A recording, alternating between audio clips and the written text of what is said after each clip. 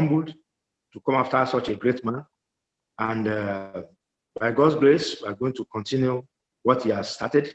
And I'm happy too that South Africa, the South African Writers Association has deemed it fit to honor him.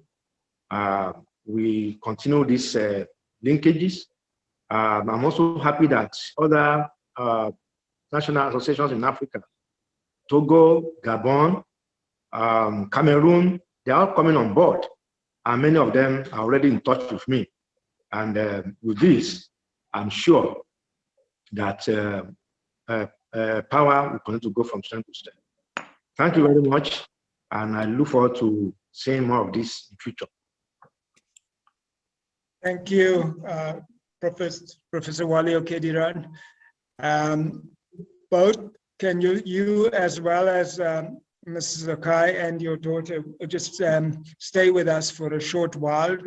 We are about to go back to our commissions, but we just want to, as a transition, have a poem projected onto the screen by one of our leading poets, Don Matera. Okay, absolutely. Thank you. Thank you. And thank you too. As this poem comes along, I think we again want to express our thanks to you. So let's continue. Yes, the pleasure is ours. Thank you. Thank you. We are grateful.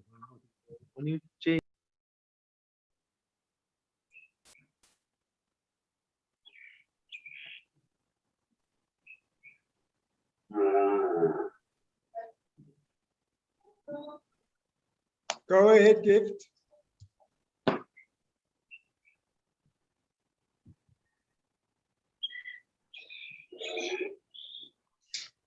And he went to jail also,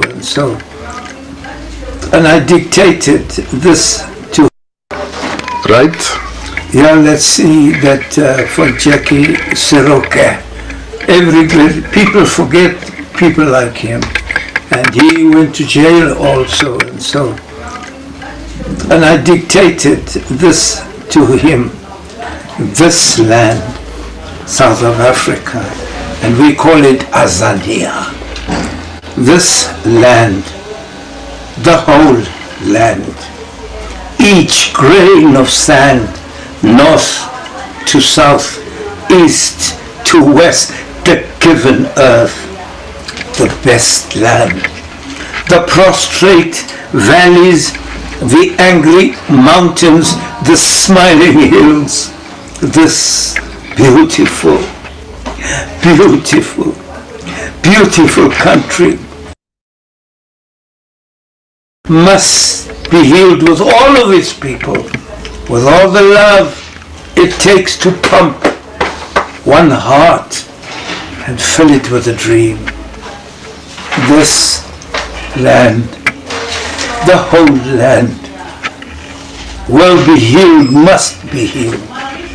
These robust rivers, the timid brooks, the dams, the lakes, the lagoons, the rivers that fall from the sky, foaming, floating, flowing, waterfalls, Limpopo ventricles that feed the soil, Howick, Umfolozi, Tugela, Orange, Gharib, and Vaal, memories of battle against settler steel. These sacred waterways must be washed with all the tears and love it takes to cleanse a stream. This land, and I'm adding now, this land, Azania, this land, South Africa, the whole land must be healed, will be healed. These feeding cornfields and faces of sunflower, sprawling farms, crawling grass and tree, the jabbering jacaranda, the panting point, the partisan protea. This, the vineyards, the orchards, bursting fruit and grazing grain, defiant cactus in desert dunes, flashing their swords against the Praetorian knaves. This gifts of earth must be shared to heal 1,000,000 hearts. This land, and I add hierdie land, die hele land, this land, the whole land, must be healed, will be healed. These brazen cities, the swollen mines, the mineral of our sweat, the teeming ghetto, the dormitory cells, the towns and squalid squatter camps, where hope smothers in attire. These furnace of human indifference must incinerate with all the heat of a healing fire this broken land, this wooded place, bleeding rains of earth, crying a just not done yet, dying a peace not won yet. This nation of pallbearers not always must be mourners, but gather the fruit of the free, knowing true justice, living true peace. This land, the whole land, must be healed, will be healed. Amen.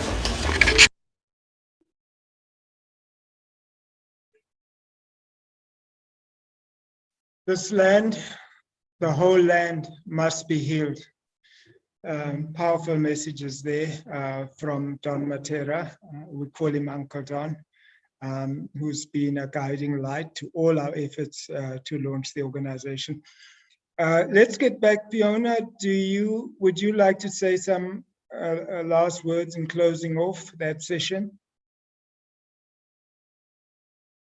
Okay, Frank, thank you so much for that. I was just listening to Professor's wife and, her tears. It just made me understand how many people in South Africa and broader Africa have written fantastic stuff, has written brilliant work, but they've never been acknowledged and they've never been celebrated. From the heart of darkness, we've reached many rainbows and we've seen many lights and we've seen the dawn of many, prosperous projects. But once again, we are still lacking in acknowledging the greats of Africa and South Africa. And I think, Dr. Nawa and all the members who have contributed towards establishing NWASA and all the efforts that are being made, I'm hats off to you. I can tell you I'm in South Africa for 30 years and I'm writing, and nobody's ever acknowledged the work that I've done. And to find that finally we have someone who's doing that just raises everything to a new level. So thank you, thank you, thank you. Thank you. So let's move on. And again, I want to thank Mrs. Okai and Prof. Okediran, and also the daughter, Ms. Okai. Great to have you. And, you can stay with us, or whenever you feel your time is at pressure, you can, we will go with our blessings. Let's have the next commission report up now. It's probably the Commission on Organizational Issues.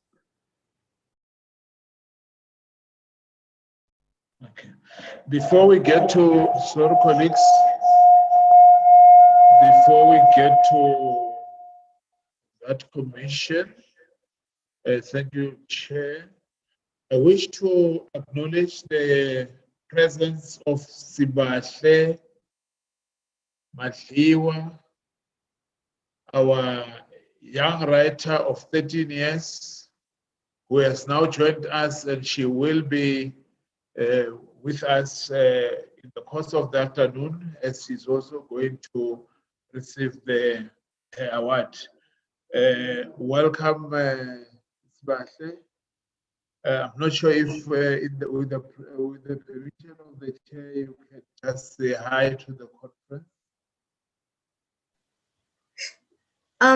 Hello. You can just greet the people. Hello, everyone. Yeah. Unmute, please, Sibahle. Get somebody to help you unmute, and then greet the people. Hello. Or give you, Hello. if you can do it for us quickly. Huh? Huh? Is she unmuted? I'm here. Hello, everyone. Welcome. What a pleasure it is to chat to you. Thank you. Can everybody hear her? Yes, we can hear. Okay, awesome. Hi, Sibale. Yeah, Hi. no, I can see that she's still muted. Gift, can you please help us unmute? Thank you. Your commission, please. The Mutlas is giving the report. Matlatse, are you able to give the report now?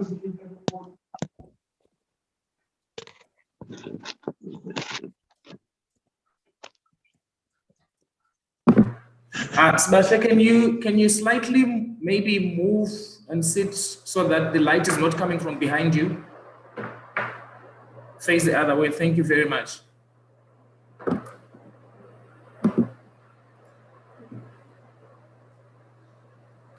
Thank you. Yeah, good to go. Unmute yourself, Sebastian. Okay. Thanks for receiving this award, and I'd like to thank my mom and my family.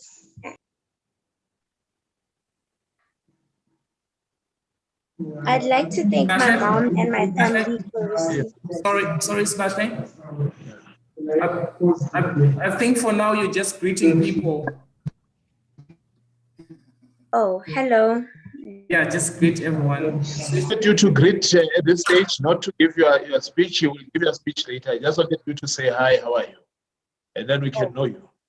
Okay. You will still have time to give your speech later. Thank you. All right, you can proceed, Chair, with the program. We want to hear the report from the commission, from your commission, Mr. Makhale. Who's reporting from your commission?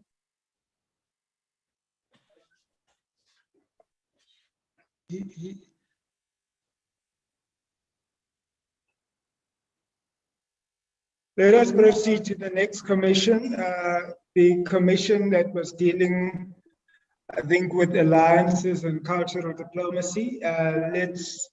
We look forward to hearing from that. I dipped into that commission, so we should have an interesting report from that commission.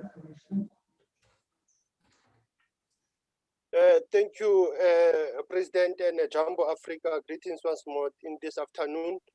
I think just a bit louder, please, Advocate.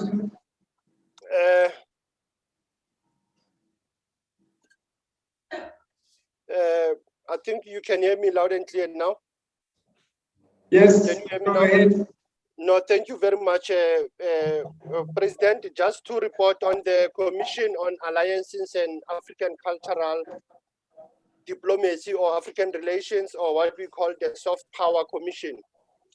We had 6 members, but to just again say that the last ceremony you were doing, we can say that that was cultural diplomacy in motion, what we call West Africa connecting with Southern Africa. And that is one of the areas that we looked at the issues around alliances to be saying that it is important for NWASA to strengthen its relationship with other writers association across South Africa and Africa. And a practical commitment came from one of the activist diplomat, Ambassador Barry Gilder, who says, as a member of NWASA, the first practical is to connect NWASA with the Syrian Writers Association. That's one aspect that came from that commission.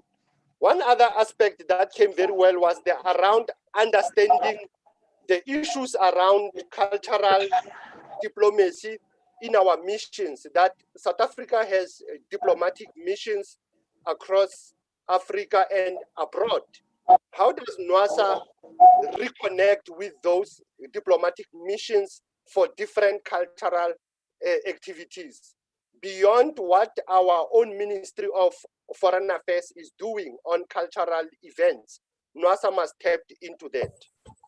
The issue of sustainability and the issue of the challenge of writers and artists was raised, and the issue of only relying on the state, that NWASA should move away from relying on the state, look at the role of the private sector, and the issues of the co-branding, that the issue of the co-branding in terms of going for the sponsorship, the language use.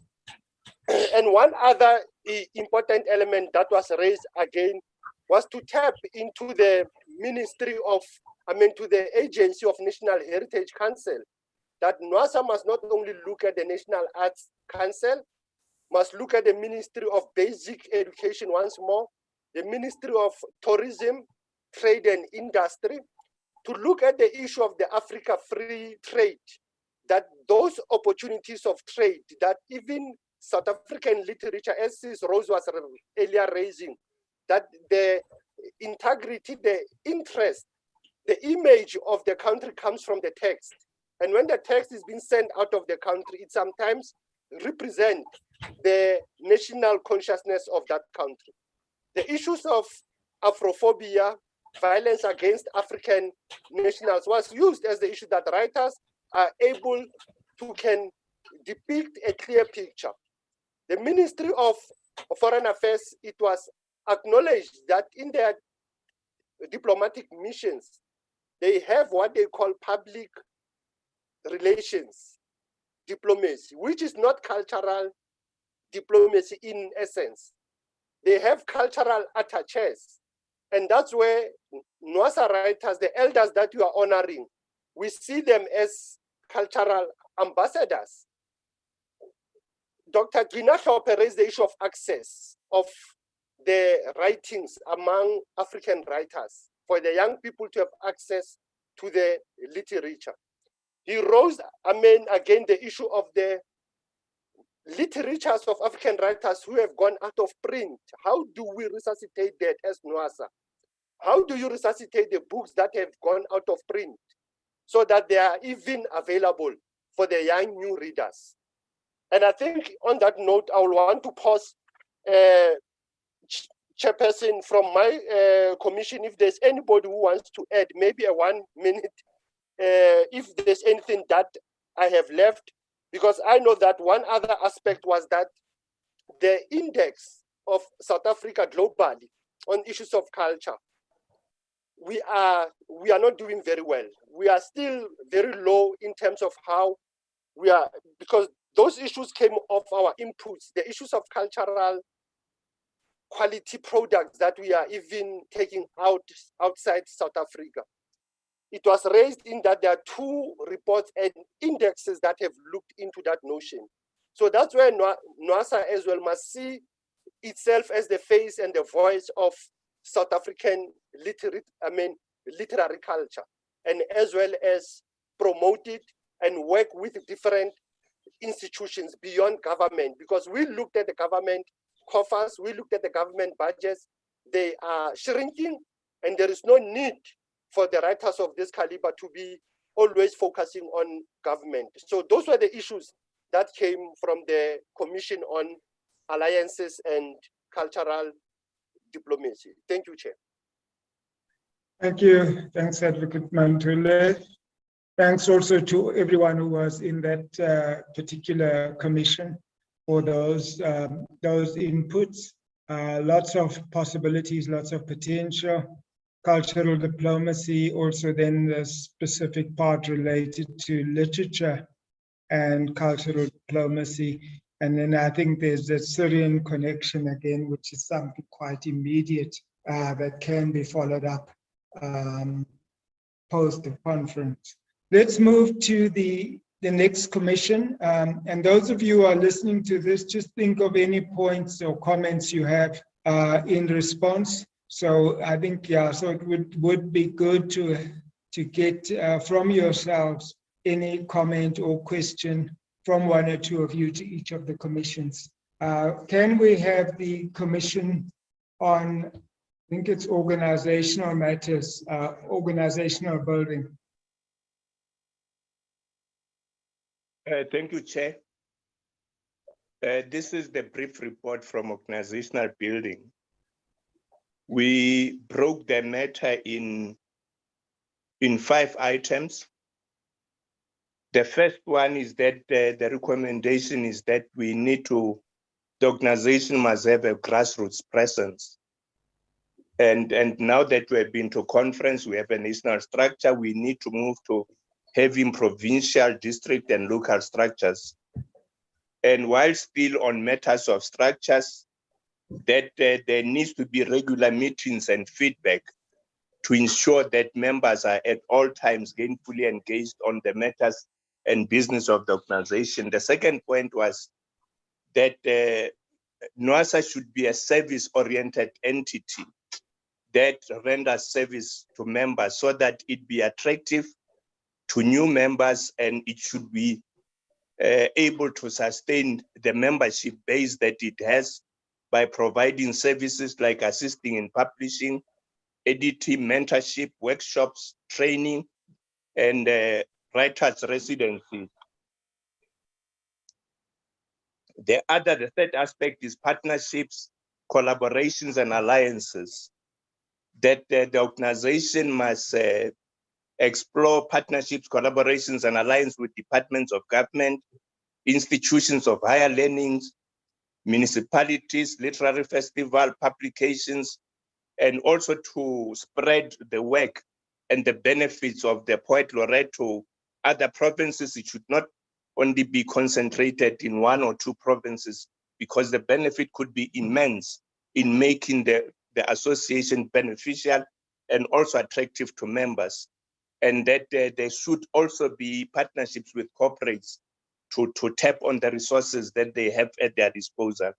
We also dealt with the matters of funding, that the sources of funding that the association must explore and utilize to the maximum is the issue of membership by levying a membership levy on members, and members making pledges, that is those who can afford, and also to have goods and services that the association can sell, which would also generate some income to fund the activities of the organization, and that there should be projects and events at which the association can also levy entry or other ways of generating income, and also that cooperatives and institutions can be recruited as members, and they be made to pay membership, which would go in assisting NWASA to fund its activities.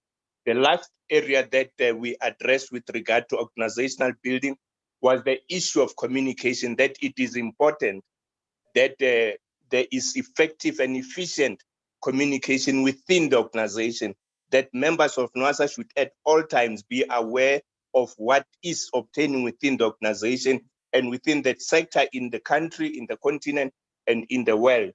And that we need to sufficiently harness the mainstream media to communicate our messages, our programs, and our activities, and also that we should also take advantage of social and new media to ensure that the messages and the programs of NWASA are sufficiently communicated, because there's no way that the writers can join an association that they are not aware of.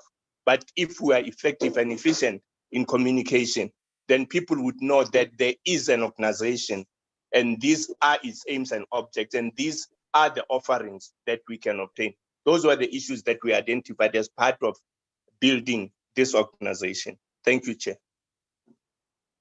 Thank you. Thank you so much, Malabatsi, and to members of that commission also.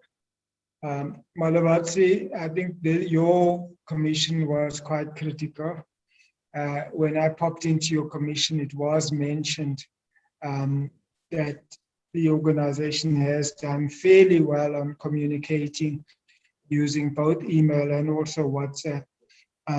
However, my question just to you, and this I probably want to trigger other people to ask comments or make any points to the other commissions, is now post the conference, what at the grassroots level are you suggesting, or did your commission envisage in provinces and around the country can happen to bring members together beyond this contact on WhatsApp platforms and via email?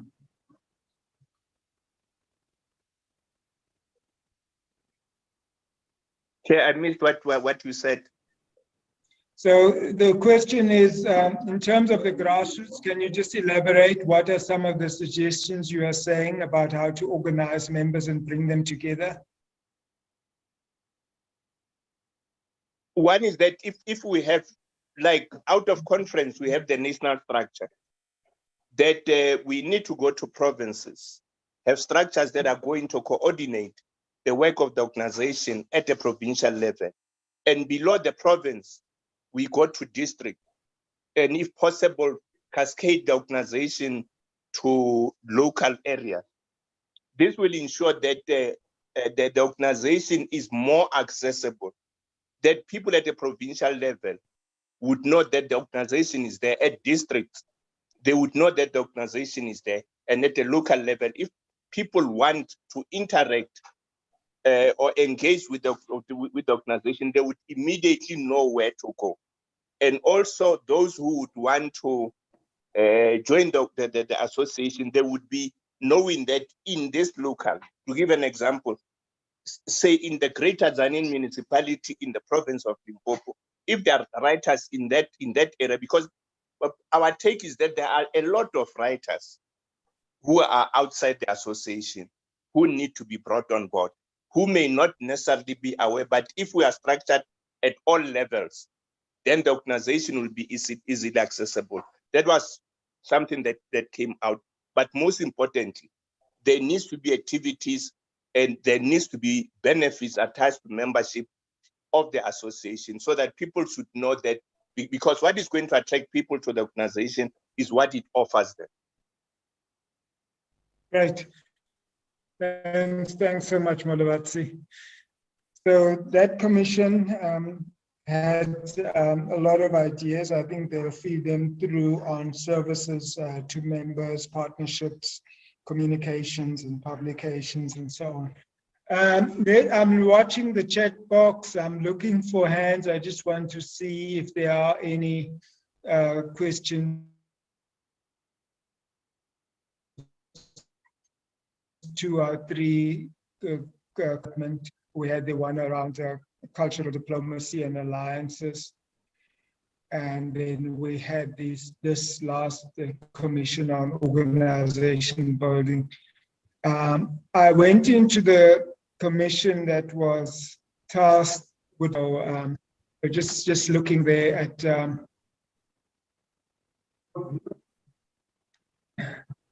so I think there's actually has put something in the chat, so that's great. While people are thinking of that we have to move on, can I ask each of the commissions to name one campaign issue that your commission came up with? So Barbara, Malabatsi, Advocate Mantule, any one campaign issue that your commission highlighted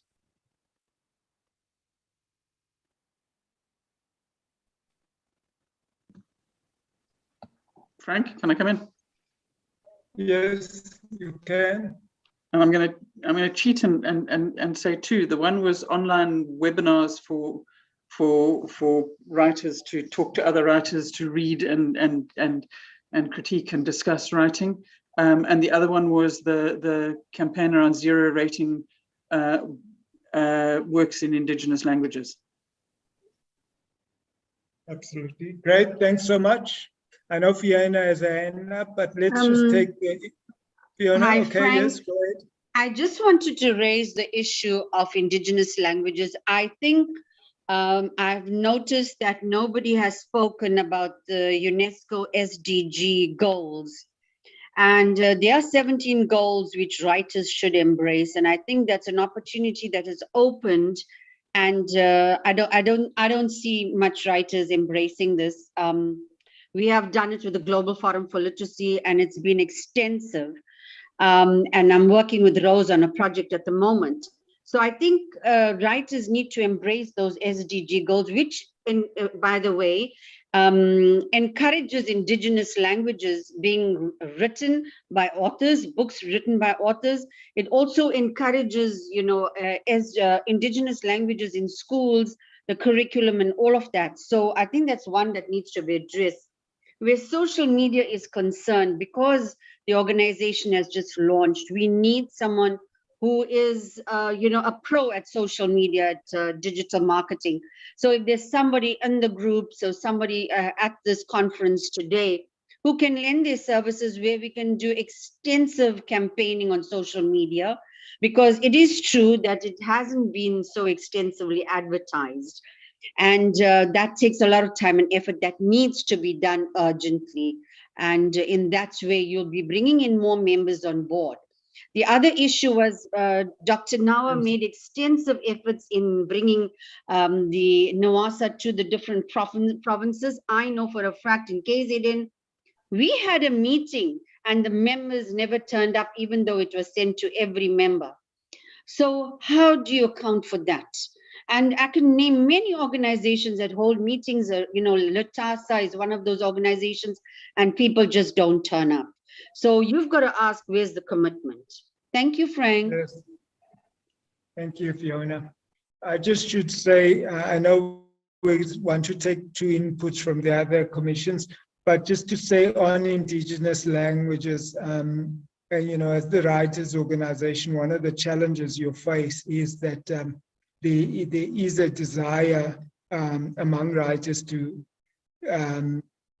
write in sort of the dominant language for a number of reasons. One is to speak to power.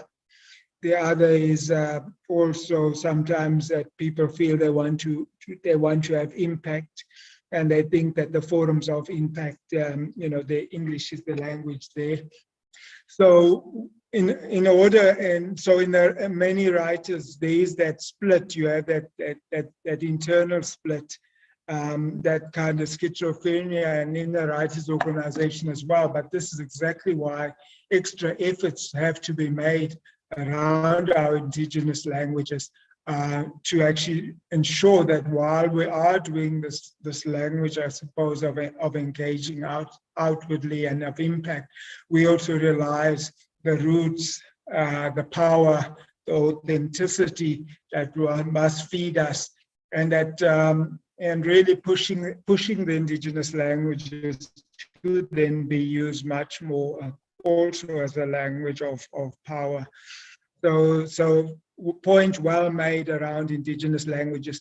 Last comment to make is that once one recognizes that, one should then emphasize the importance also of translations, and that in a way making works available in more than one language.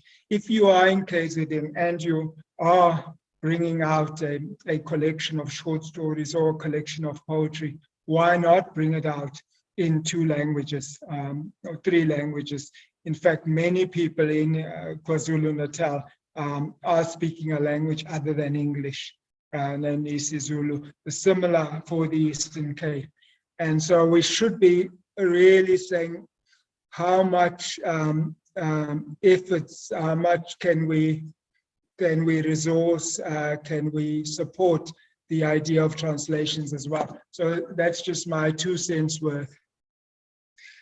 Let's just hear from the other 2 commissions. Are there any campaign issue, one campaign issue that you came up with that you would like to highlight? President is Mantula here. I wanted to echo your sentiments, but even to Sister Fiona, that actually in our commission, the issue of language came out. You know, the issue of access to literature, it was including language. And Ambassador Bergilda used an example of his new book that he went to Syria and they were looking for an Arabic translation to say, how do we have it in Arabic? So the issue that you are raising, very critical. But I think in a global campaign, it was for the issue of NWASA looking at strengthening its relationship with Syrian writers and looking at the current political climate and environment or maybe temperature in that country. And I think from an ordinary person who came as a new member of NWASA, Aubry, raise an important issue which I want to challenge NWASA, the visiting of writers to your local libraries. From the statement of the minister saying we're going to build 26 libraries, it will say in those shelves, do we have the authors of NWASA having their books in those shelves? That is one challenge that was raised by one of the members in the group. And finally, one of the diplomats in the group, he was raising an important issue. Diplomatic missions all over the SADC and African Union, they need to have the book list of even South African writers. That is one thing that he has raised as an important aspect. And I think the issue of the campaign, Chair, for Freedom Month, for Africa Month, NWASA has a broader picture to look at the African Union theme, which is focusing on the year of arts, culture, and heritage. And that's where the heritage and the culture of reading and writing can be pushed into effect. And that's where I will pause there, because I thought members of the group will even throw their one stone in this aspect. But I thought those were the 3 key areas that came out very clear of a global campaign, of a national campaign, and as well as to look at the cultural diplomacy in our national level. Thank you, Chair. Yes, great. Thank you so much. I think that really gives us some really good pointers when the new NSC meets. You know, on that first day, they really have almost a programmatic agenda that's coming through from this National Assembly. Again, Malabatsi, is there one campaign that your commission said is the campaign we must, not may or might, but we must take up? Chair, what came out from the commission, and which it's very reasonable, is that now that we have the NSC as a result of conference, that the most immediate task that awaits them is to achieve what we failed to achieve in the build-up to this assembly, to have provincial structures. And then once we have those provincial structures, that there needs also to be clarity in terms of their functions and their responsibilities. But also, once they are in place, it will then be their task to cascade structures until at the lowest level of the organization. That is as an immediate task, to have an organizational presence in all the provinces. Yes, great. Thank you. Thanks for that. Really giving some clear directions from that commission. Thank you all. I think let's wrap this session. Chair, there is a just keep your eye on the chats as well. Some ideas coming through there. There were 2. Who would like to speak? Can you go ahead? Okay. Chair, Advocate Gideon had his hand up, and then Barry had his hand up as well, in that order. Okay. Can both go ahead in that order? No, gift and Chair, I wanted to pass it to the member of our commission, Ambassador Bergilda. Thank you, Chair. Barry, welcome and go ahead. Thanks, President. I just wanted to reiterate something I suggested in our commission. I think NWASA should seek to develop partnerships with writers' associations in the countries of the South. In other words, countries that were formerly colonized, like South Africa was, as part of its global cultural diplomacy efforts. I offered Syria as a first step because I happen to be here.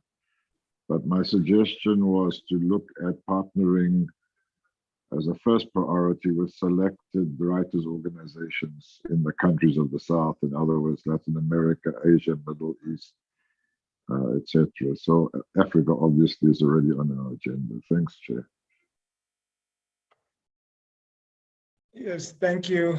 Thanks so much. So I know that one of the things that the past writers organizations did well was this linkage.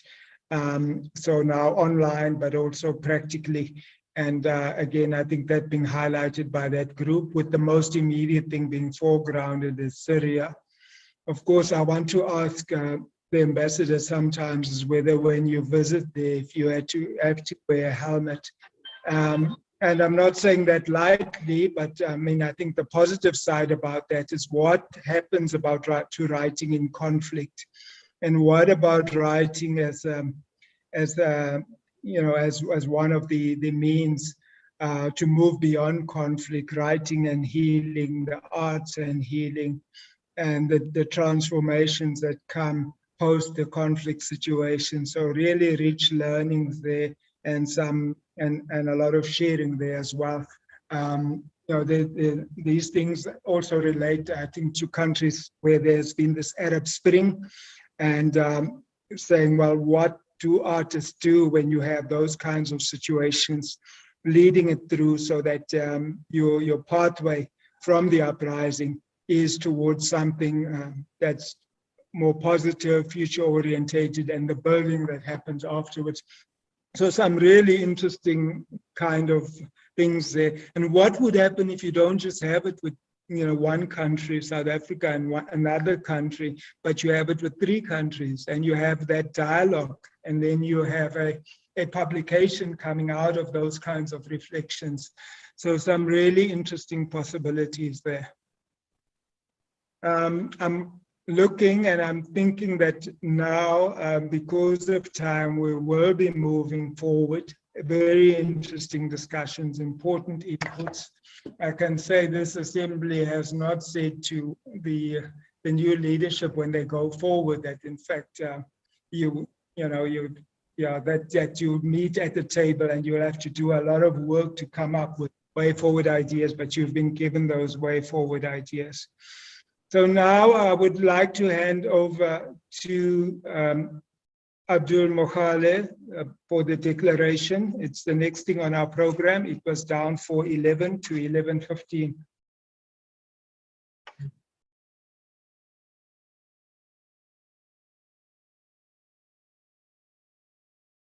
So we want to continue with the awards just now, but in the meantime, what we have is a message from Nigeria, and then immediately after that, we'll go on to the awards.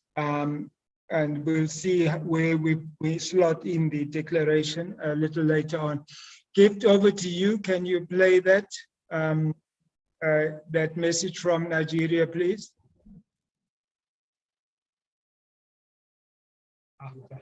After.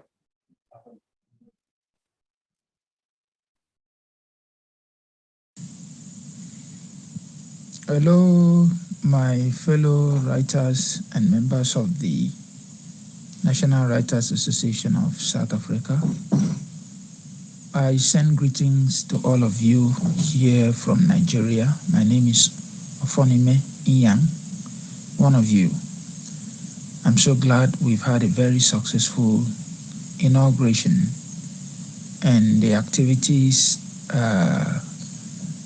presented so far have all turned out very successful. This is so stimulating getting to know that African writers are rising up to a new day. I'm so happy to be part of all the proceedings, even though I'm not there with you physically, unlike most of us. But all the things that have happened all indicate that it's going to be a much more stronger NWASA and a very, very wonderful outing for writers across the continent. Thank you so much for doing what you're doing. I want us to continue to be the positive light that we are for African writing. I salute you all. Thank you. Bye-bye.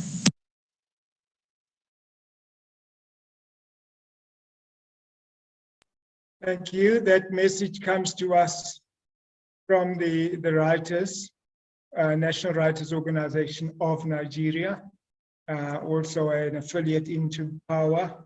And again, they've also heard about the association we've been developing in the last few days with Ghana, and have shared that message with us, wishing us well.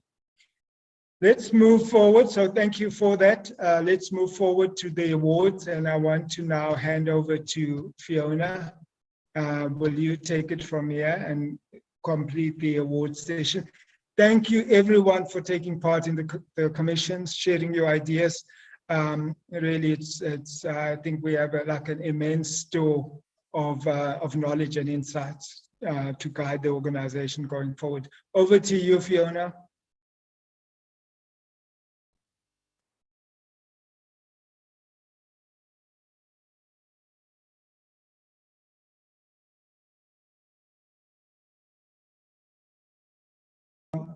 While Fiona's coming in, just to say there is a discussion in the chat which is saying, well, you know, why Syria? What about other projects? And then there's a response there from Barry saying, well, it's being suggested because it's concrete and it's something that can be done immediately. So looking at Syria for that, but it's not displacing those other initiatives.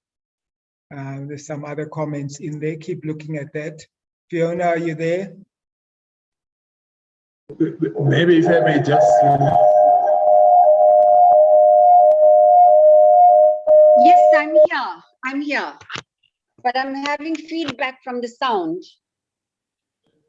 Can you hear me? No, just hold on a second. Can everybody hear me? Yes. I want to respond on the point that the president has just commented on. It will be incorrect to say that it is only Syria. We already have, as you've seen, you know, participation through the Pan-African Writers Association. We've got relations with the Ghana Writers Association. We've just been addressed by Nigeria. So we will, so the point that I think we should amplify here is that we should deepen those relations going forward. And I know that at the IC, we have reached out to Zimbabwe, especially at the time that they had challenges and we engaged with two writers organizations that they had there. So the point of importance, and I will also implore even beyond our continent, I mean, people like Eugene and Barbara, to use their location where they are at the moment to create those linkages. People like Rose can still make us, create us contacts with the association, for instance, in Kenya, in Botswana, and in Namibia, where she lived, or even in the US, as she said, US and wherever. So every one of us should be an ambassador of NWASA. We should create those linkages, link them with us, and we will be able to take it from that point. So I thought that point should be to be amplified, so that it's not just that we come out of this conference thinking that we are only going to focus on Syria. But let me conclude by saying that, Comrade Berry, I am very happy that you are part of this conference, and maybe through you can assist us to link with other ambassadors in other countries to assist us in developing this work. It will not only be a work of establishing with those organizations. Some of those countries may also be willing to give financial assistance for for some of our projects, as we had with the Scandinavian countries through COSO in those days. And I think this is a movement that we're beginning, and it should resonate with what Professor Ndebele raised. Why do writers' organizations fail? And he raised a number of key points, among them being financial sustainability. So I thought that let me raise that point, President. Sorry for disrupting your flow. I think those are, thank you, Abdul. Those are very good points. And I think I like it that you've put some on the spot, Barbara and Eugene, and then also Rose, who's got the links with Kenya. So I think those are really good points. And if I were a writer sitting in one of the wealthy countries and someone said to me, well, give 200 Rand a month or $20 a month to a writers organization in another country, I'd be very open to that. So thank you, good points. And I think all of these things are shaping the program for the organization going forward. Back over to you, Fiona. Sorry about that detour, but I think very useful. Thank you so much, Frank. I want to say, as we culminate this conference, there's so many issues that have been highlighted, but for me, I think it's acknowledging the people who have made a major contribution to the literary landscape of South Africa, and in awarding the different awardees in the different categories, the tokens of appreciation and certificates as well. So NWASA has put into place awards to be conferred only today, and the highest authority is held. This is being held 3 years. They have considered, and the description of the categories you will find, embraces the different people that have that are receiving awards today. And the first category will basically be the Rising Star Award. And this recognition is given to young development and potential in the area of expertise they intend to grow into as they make their own marks on their career paths.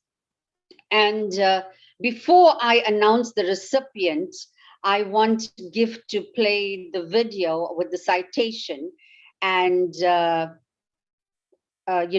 just to let us know who the recipient is in the background. So GIFT, are you ready for us?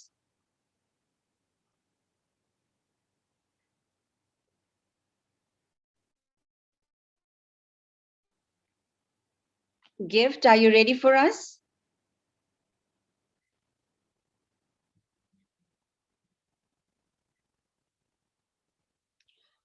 Okay, so the recipient is actually a young author who's published quite a few books, and she is somebody who's making a huge difference on the South African literary landscape. Now, what is so important, a huge difference in South Africa? So I see GIFT is ready for us.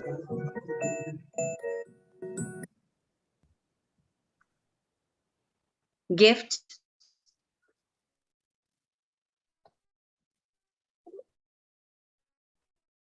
So GIFT just started playing that, and I think he paused it, but he will start it again.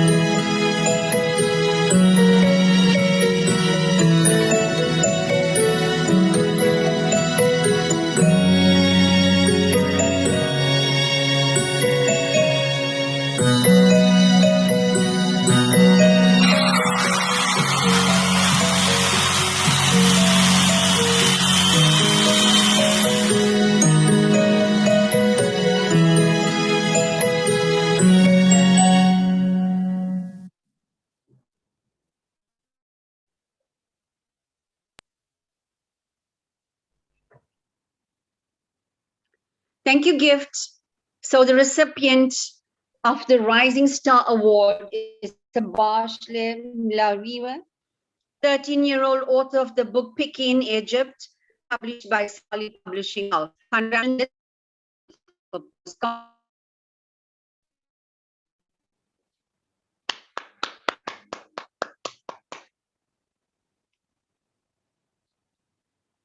Frank?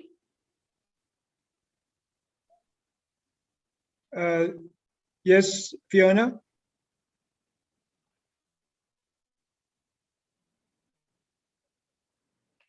Can Sibashle online? Is she still there? Yes, but I see that there's a... Hi, I am Sibashle Runaka Maliwa. I just turned 13 and I go to Teneo Education School. I started writing short stories and songs when I was 5. But I wrote Picky in Egypt when I was 9. I started writing because at the time I didn't have any books to read since I finished reading all my books. My book took such a long time to be published, so I was discouraged, but I never gave up, and neither should you. My advice to people who want to start writing is that you should write the books that you would want to read. As I accept the award of Rising Star, I wish to thank the National Writers Association of South Africa for acknowledging my talent. Thank you so much. I also wish to thank Sally Publishing House for publishing my book and for presenting it to NWASA. I'm very thankful for this award. I'd like to thank my family for their support, and most especially my mom and God, because without them, I wouldn't have published this book and I wouldn't have received this award. So thank you so much.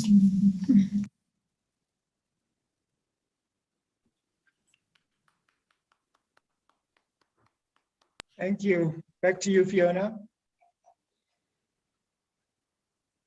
Thank you so much, Sibashle. Our next category is the President's Choice Award.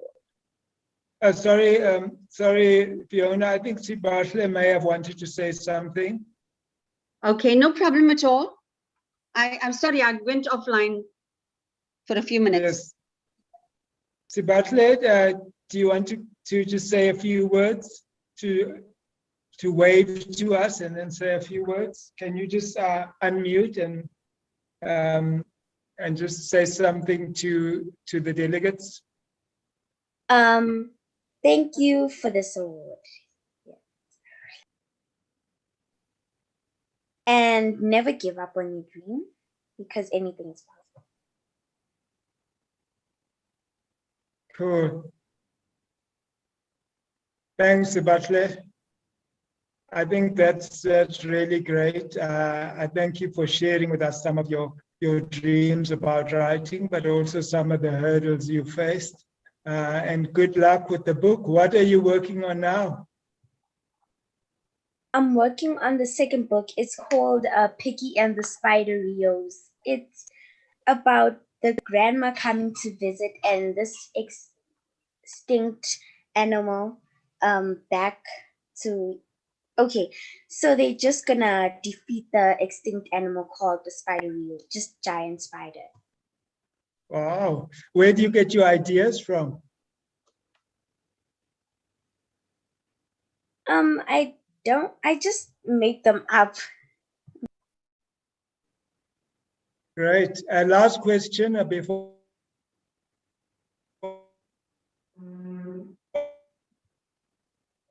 and back to Fiona. When do you write school, the mornings? Please ask the question again. When is your best time for writing? After school, the mornings, weekends? Weekends, because after school I get a lot of homework. I know what you mean, yeah. Wonderful. Keep up the good work, and thank you for being with us today. Back to you, Fiona. Okay, thank you so much, Sibashle, and congratulations. We are all so proud of you here at NWASA, and I hope you are going to be the future of the organization as well, and take it forward into a new, a new era of technology as well. The next category we are going to choose, we have awardees, is the President's Choice Award. And NWASA President is accorded the exclusive prerogative to identify a person considered worthy of an honor for exceptional characteristics and other considerations. Now, before I mention the recipient, would our President like to say a few words?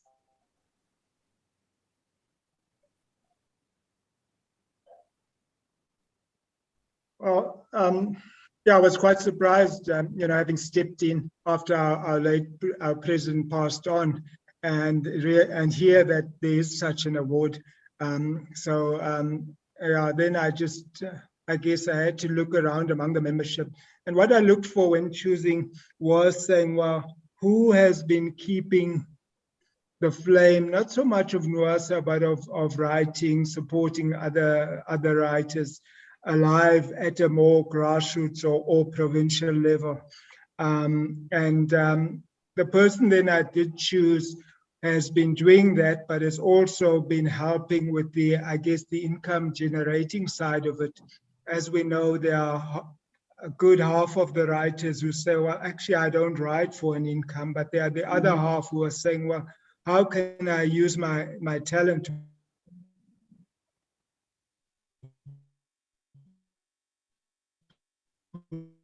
some bread on the table?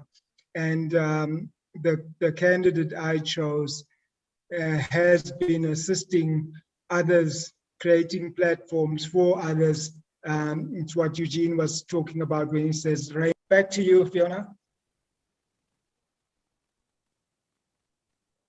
Okay, I'm going to go to Gift, and I think Gift needs to play a video and our citation. Gift, are you right?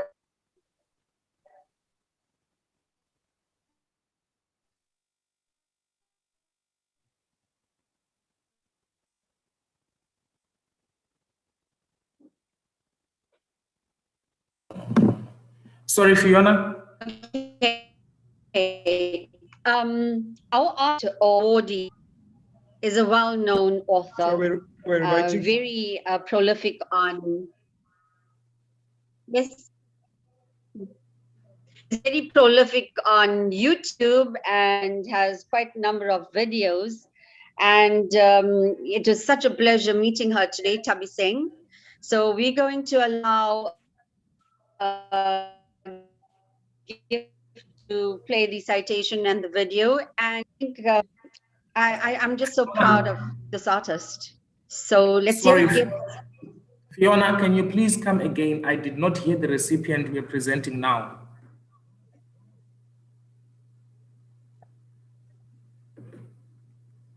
I said it's Thabiseng Jaro's Jafta.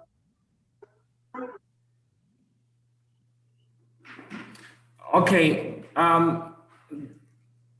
the president is handling that one, Fiona. Thank you. Thank you, President. How are you? So I think I have given my input on that. And sorry, the lines are a bit unstable, so that's why there's so there's a misstep in our communications. But I have indicated the criteria I've used, and I have said what is the why we would honor the person, and then you've named the person, which is Jaros. That's her stage name, but it's in Thabiseng Jafta.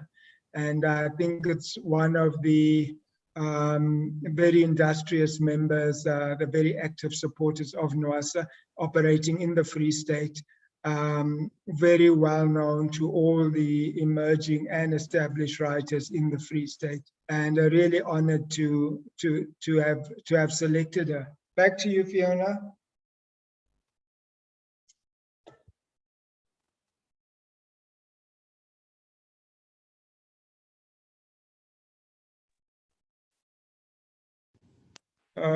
Fiona, you're not audible?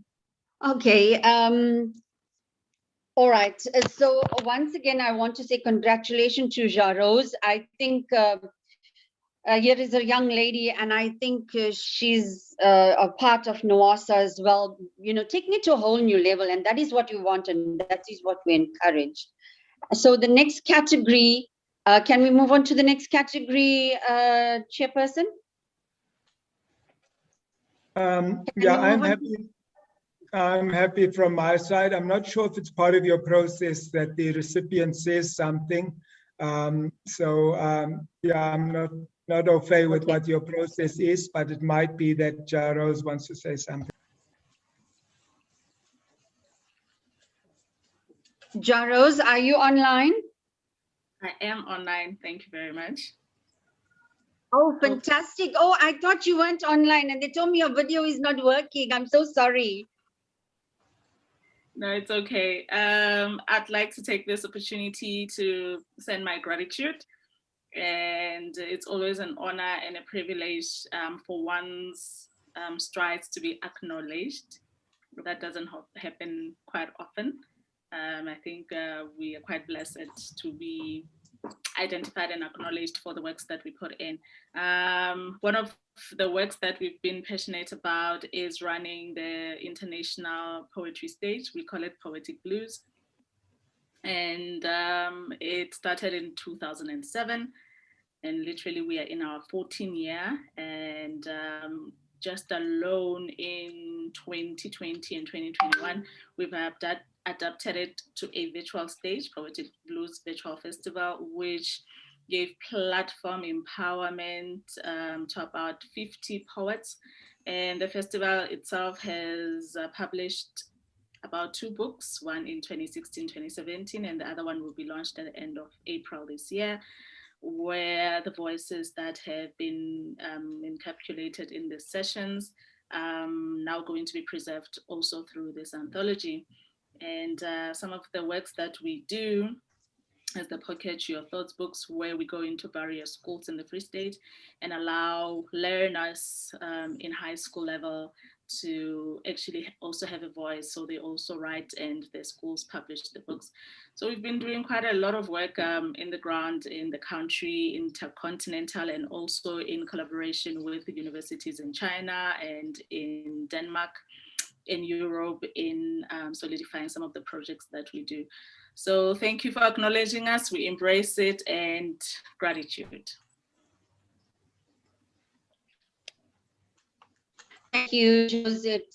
Always is a pleasure to have such kind words and such beautiful work that you are doing. I'm sure we're also proud of you, really. Thank you so much.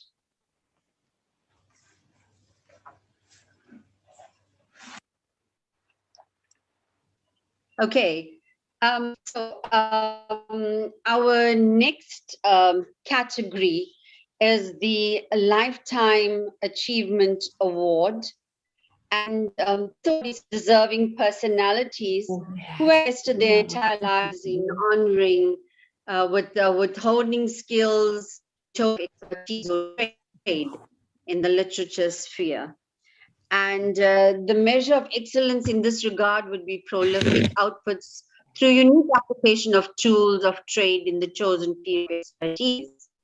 So we have 3 recipients, and the first recipient is Dr. Gina Mishopee, yay, for KZN. So Dr. Gina Mishopee, gift.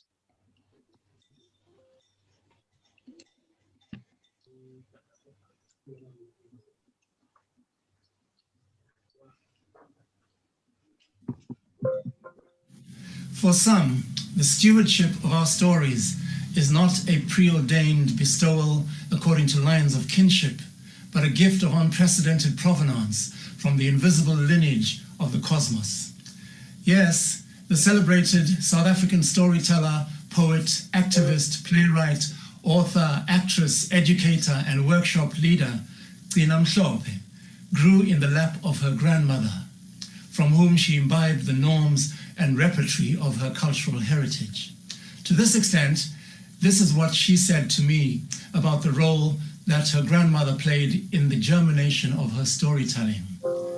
She said, "Yes, my loving Goko was the one, my central fireplace that ignited the storyteller in me. Notwithstanding this truth, the essence of her gifts flows from the much deeper and further reaching intangible reservoir of spiritual resonance. Mishopee is a connoisseur of the power of words to transform people's lives.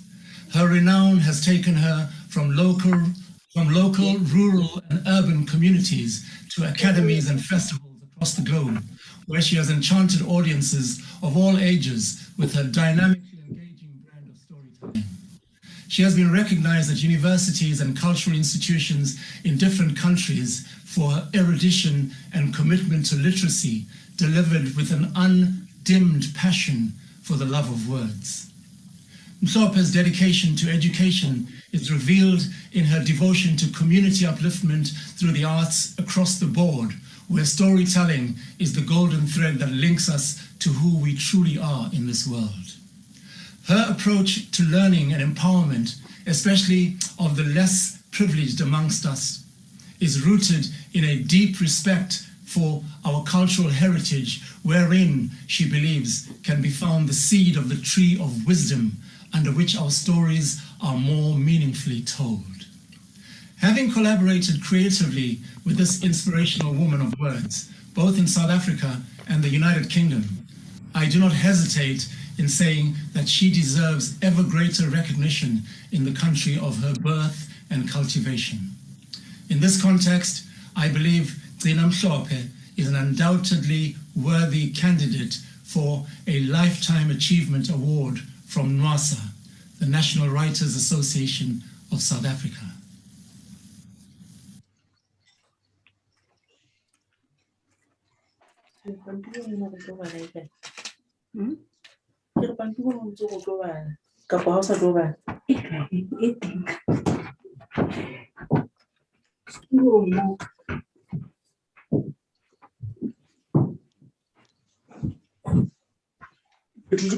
Fiona, are you there? Okay, I'm having a break in the transmission. Please, me? Hear me? Can everybody hear me? Yeah. Yes, we hear. Okay. Yes, our second recipient. Can everybody hear? Second recipient is just a moment, please. Okay, James Matthews. Sorry, Yes. Fiona, can I please assist you? James? Dana is online. Could you please allow Dana to respond? Okay, Gina's online. Okay, I was going to allow them to speak later, but Dr. Gina, can you come online, please? Someone Fiona, can see you very well. I can hear you. Thank you. From eThekwini, our UNESCO City of Literature. What a great honor. My spirit honors the spirit in each and every one of you. Our fellow writers, publishers, intellectual greats, pioneers of our mother Africa. I'm so humbled to be given this opportunity to be part of this family, this large family of creative spirits.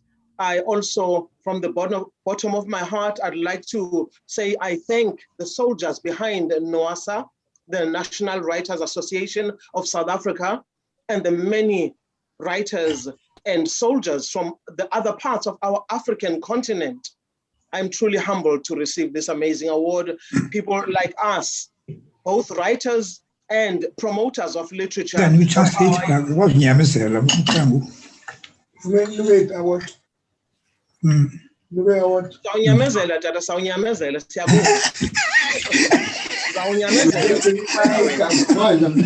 People like us, both writers and promoters of literature, for our young readers, hopefully to inspire them to be future writers as well, because we always need new voices.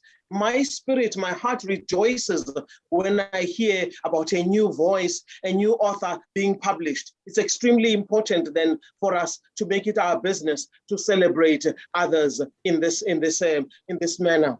When I look at the massive gathering that I'm part of today, I'm taken back in time to 1980, when I stumbled into a Pan-African International Writers Conference at Wits University, Richard Ward building. I met the likes of Professor Eskia Mpahlele, Nadine Godima. I met Mike Keckwood, Eugene Skiff. I met Matsimela Manaka, Mutobi Mutluase, Miriam Tladi, Rose Zwi, Jackie Soroke, Siposi Pamla. It was unbelievable. What a privilege to land on the lap of the staff writer generation, of those writers who were nation builders. Life was not about them being prominent and famous and recognized.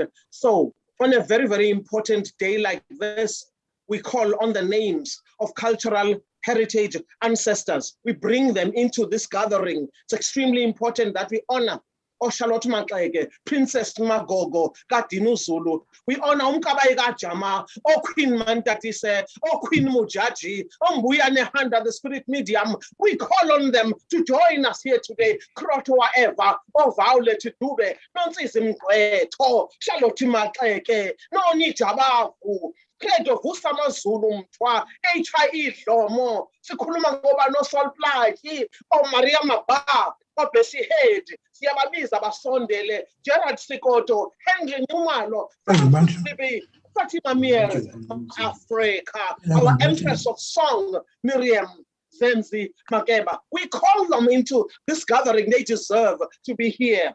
I'd like to invite all of these spirits and many, many more on the 21st of March, 2021, Sharpeville Day, so that we know, we must remember their immeasurable contribution, to know that it is up to us to throw ourselves, bones and all, into making it a reality. The call that says a new dawn for African writers shouldn't be a slogan, shouldn't just be empty words. It should be something we want to be a part of every single day. I salute you, each and every one of you who made this day a reality. Every single one of you, I salute you with great honor. I say, Magwande, Sitima Senetole, Tamaku, Pula, Nala, Aine.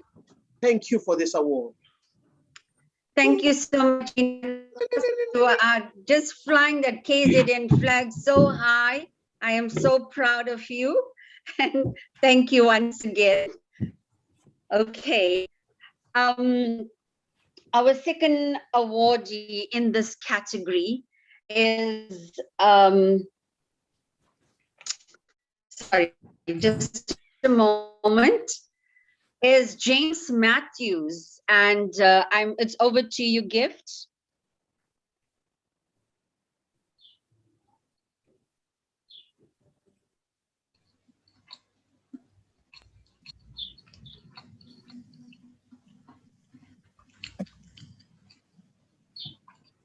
It is indeed an honor to be awarded the Life Achievement Award by the Interim Steering Committee of NWASA. I hope that my writing will inspire a new generation of writers to reflect and challenge the norms and injustices of society.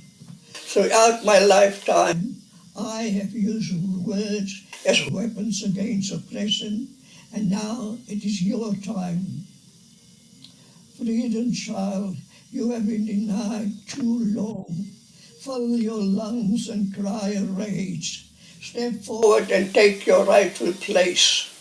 As I reflect on my life, and in particular my writing, I am encouraged by the undisputable fact that being a writer has never been a mere job for me. It is part of the essence of my being. My life has spanned over 9 decades, and I have been witness to great many changes both in South Africa and abroad. My writing has helped me make sense of these changes.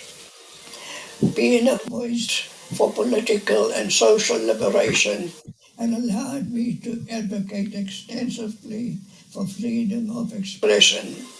While the decades may have changed and the landscape we find ourselves may too have been superficially altered, when we dig deeper, we find that oppression, inequality, and poverty is as relevant today as when I started Crying a Rage. We too find that freedom of expression hangs perilously, never far from being silenced. It is against this backdrop that NWASA has the important task of being a body to advocate for freedom of expression. And I, for one, am incredibly pleased that the interim steering committee has been selected. Congratulations. As I reflect on my journey, I am reminded that I've witnessed a great many changes, big and small. In 1929, the newly created Union of South Africa was a mere 20 years old. Little did I know that before my 20th birthday, the National Party was going to usher in the heinous system of apartheid. I have lived through forced removals and world wars. I've used my voice and my writing to advocate for equality and the eradication of injustice. Throughout my journey, I've drawn strength and inspiration from my fellow creatives, such as Richard Reeve, Peter Clark, Mongani Wallace Aroti, Lionel Davis, to name but a few.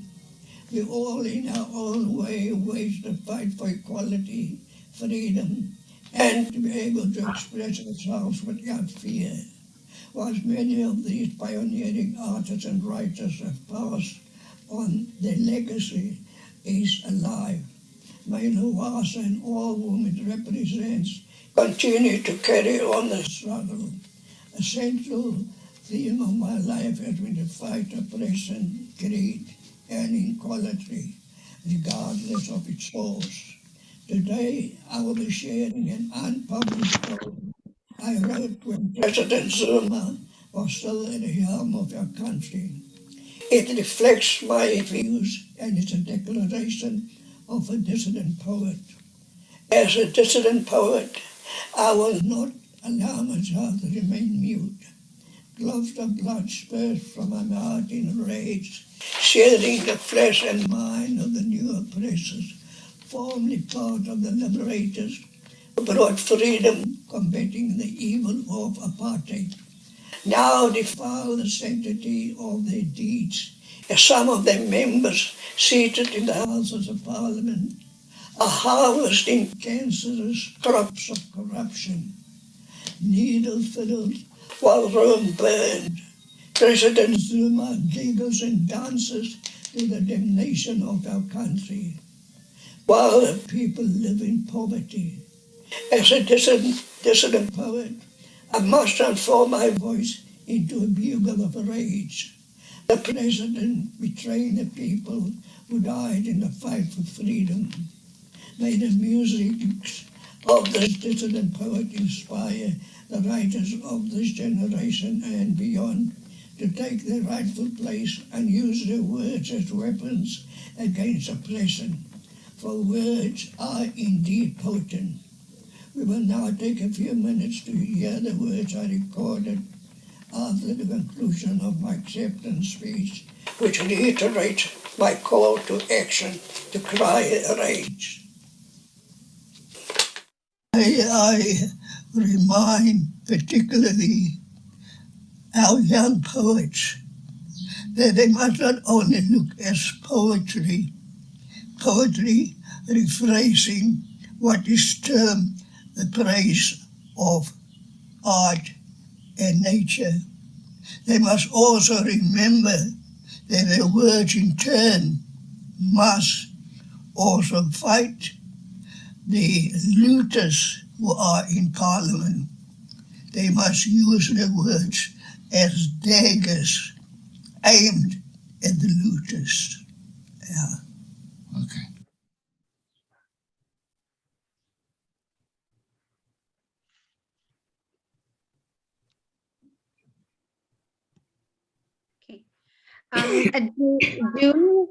Do we have James Matthews online?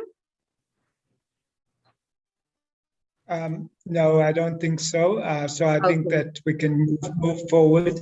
Move forward. Okay. The next recipient is Mariam Plali Lehutsu, and it's awarded posthumously. Do we have a citation for her? Frank, are you doing that? No, Fiona. I'm only a ceremonial president. For most of these things, I don't really know. I don't really have the details, but there is a citation. There is something that is coming through. So let's see, Gift, do you have something to load up?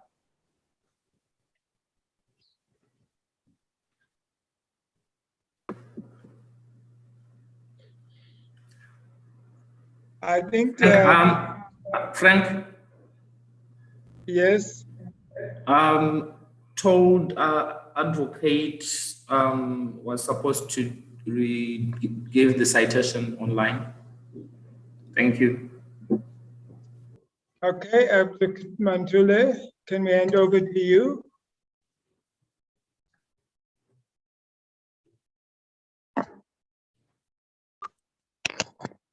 Frank, I believe advocate is going to talk about Mariam Plali. Mariam Plali. That's correct. Are you online? So that's correct. Let's hand over to him.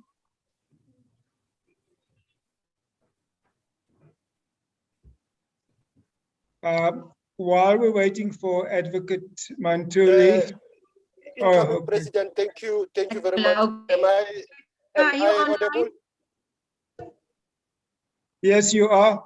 Okay. Thank you, President. I take this opportunity to the incoming Secretariat leadership of NWASA and the leadership of Power and Ghana Writers Association, respectable elders, griots, present and future writers. We are exceedingly humbled and grateful to be called upon to read the citation of Me Masoli Mariam Plali Lehutsu, who is being honored this afternoon with a posthumous award, lifetime achievement for her deserving personalities, her time and knowledge, which she had invested their entire lives in honing the skills in the literature sphere. Me Masoli Plali co-founded the publishing house Scotterville Press. As a member of the Women's National Coalition, Me Plali assisted in the drafting of the preamble to the South African Women's Charter. As the saying goes, Me Plali never thought she will become a writer. In her own words, no, but I don't think I will become something. I want to become somebody, somewhere, how, but the idea of becoming a so-called freedom fighter came much later when I realized the world I was living in, close quotes.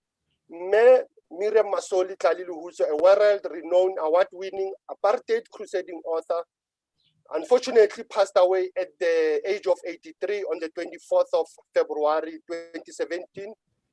She was born on the 11th of November 1933 in the then Transvaal, now Gauteng province, and grew up in Kofifi, Sophia town. I had the privilege of seeing Me at the last days of her career and her life. Me wanted to study literature at the University of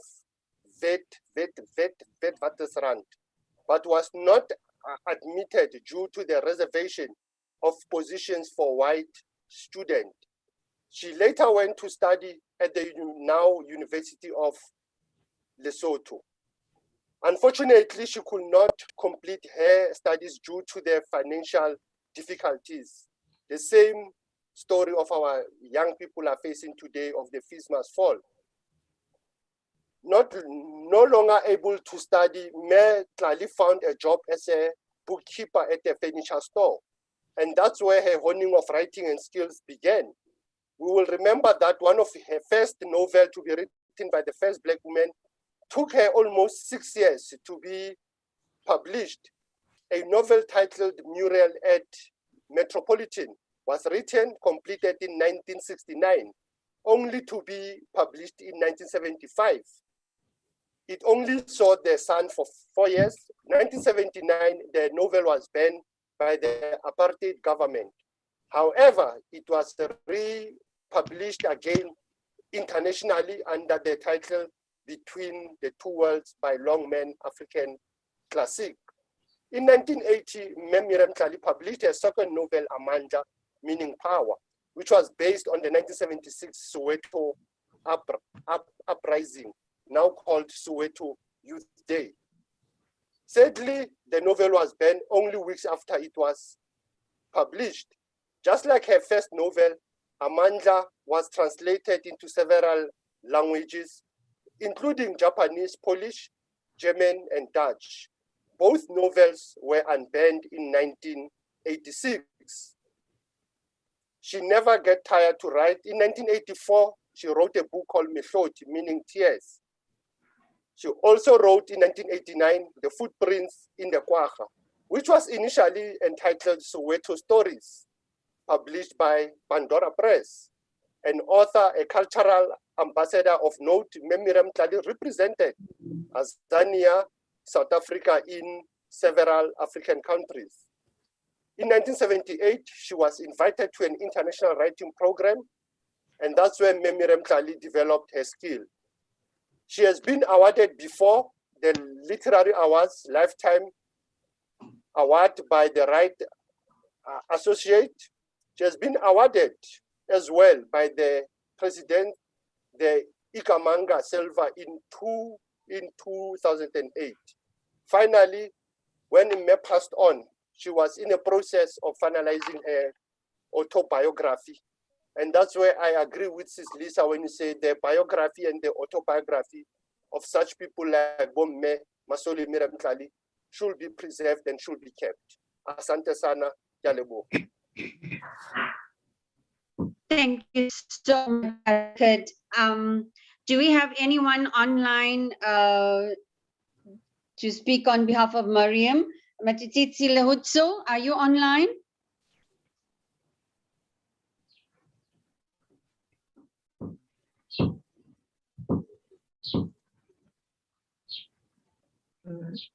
Anybody? I think it doesn't seem so. Okay, we can move to the next category. Can we move on to the next category? Yes. Okay, the next category is, just a moment, I'm sorry, I just missed my page.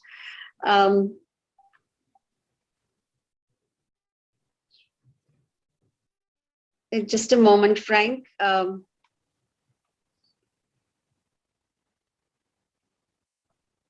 Okay, look at the Patron Award for the Arts, Grand Patron of the Arts Award. And this honor is reserved for people who are considered polymath. We have already given the award to Professor Kai, and these individuals who have extraordinary and exceptional qualities of being pioneers, trailblazers, visionaries, and versatile leaders, also the crossover practitioners in the arts and the culture. And they have basically excelled against all odds with a lot of courage and bravery and the foresight to challenge and take new grounds and open new cultural avenues or vistas. And our recipients are, well, there's 1, 2, 3, 4 of them, apart from Professor Kai. And our very first recipient is Don Matera. And wow, congratulations.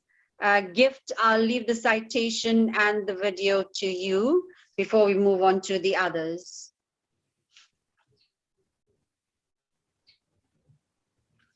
Is Dr. Don Matera online? No, Fiona. So let me just explain that 1 or 2 of our real veteran writers they are advanced in years, and so what we did in order to get around that is more to take an audio visual of them. And so this is the same for Don Matera as it is for James Matthews. So we'll hand over to you. Need to Gift will assist us.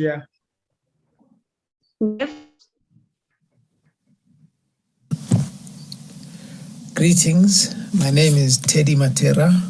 I am the son and one of the many children of Don Matera, and I am the vice chairperson of the Don Matera Legacy Foundation. On behalf of our chairperson, Jenny Jafta, the Board of Trustees, and the Matera family, we would really like to send a heartfelt thanks to NWASA for recognizing Dr. Don Matera with this award and honor. I would like to give an introduction to Don Matera's work, dive a little bit into his life, and give a sense of the magnitude of the person that Don Matera is. Born in 1935 in native Western Township, now Westbury, Johannesburg, South Africa, Donato Francisco Matera, commonly known as Don Matera, Brazinga, Dizinga Special, grew up in Sophiatown. At the time, it was a vibrant center of South African culture. His diverse heritage is derived from his Italian grandfather, Khoi and Xhosa grandmother, and of course his Motswana mother, Dinki Libakeng. Don Matera's grandfather, Paolo, was an Italian immigrant who married a Khoi Xhosa woman from the Eastern Cape. They moved to Johannesburg, where Matera's father was born. At the time, he was classified an Italian, but under the apartheid system, Don Matera was classified colored. This group was the last to be forcibly evicted from Sophiatown. They were taken to the nearby suburbs of Western, Newport, Coronationville, and Bosmont. Matera was adopted by his grandparents and sent to a Catholic boarding school in Durban. He returned to Johannesburg when he was 14 and continued his education in Payview, another suburb that suffered greatly under the apartheid regime. Its residents, like many others across the country, were forcibly removed during the 1960s. Atrocities such as these raised Matera's political awareness and led to him becoming politically active. As a result of these activities, he was banned from 1973 to 1982 and spent 3 years under house arrest. He was detained, his house was raided numerous times, and he was tortured more than once. During this time, he became a founding member of the Black Consciousness Movement, and in the earlier years had joined the ANC Youth League. He helped form the Union of Black Journalists, as well as the Congress of South African Writers. He also joined the National Forum, which was against what it referred to as racial exclusivity of the United Democratic Front, the UDF. Matera then worked as a journalist at the Sunday Times, the Sowetan, the Weekly Mail, now known as the Mail and Guardian, and trained over 260 journalists, such as Ferial Hafaji, Mondli Makanye, and other well-known journalists. He was also a director of the Black Consciousness publishing group, Scotterville. Matera is perhaps one of the most revered writers of our time. He is one of the most revered writers of our time. His autobiography, Memories the Weapon, is as relevant now as it was when it was published in 1987. Matera wrote in Memories the Weapon, and I quote, "According to the racial statistics of apartheid South Africa, I am a second-generation colored, the fruit of miscegenation, of an in-between existence, the appendage of black and white. There are 4 million people like me, twilight children who live in political, social, and economic oblivion, and who have been cut off from the mainstream of direct interaction with both black and white people. Identity, justice, equality, survival, and most of all, compassion for all people lies at the core of Matera's writing. As a person of mixed heritage, he has an incredible grasp of the challenges faced by people of color then and now in post-apartheid South Africa. Matera's writing are a catalyst for change as he, 1, uses images of a bloodied earth and a dying sun in juxtaposition with those of fruit harvests and seasons. 2, he rails at the injustice of apartheid but declares that hate and vengeance only perpetuate vicious cycles of death and further retribution. Matera's work reflects the apartheid times. It harks into the current and the future. 4, he has written against the brutality and violence of apartheid. 5, he was one of the most robust critiques of the apartheid establishment, both as journalist, activist, and poet. After 1994, Matera's poetic prowess did not abate. He has written about democracy, love, and the black condition.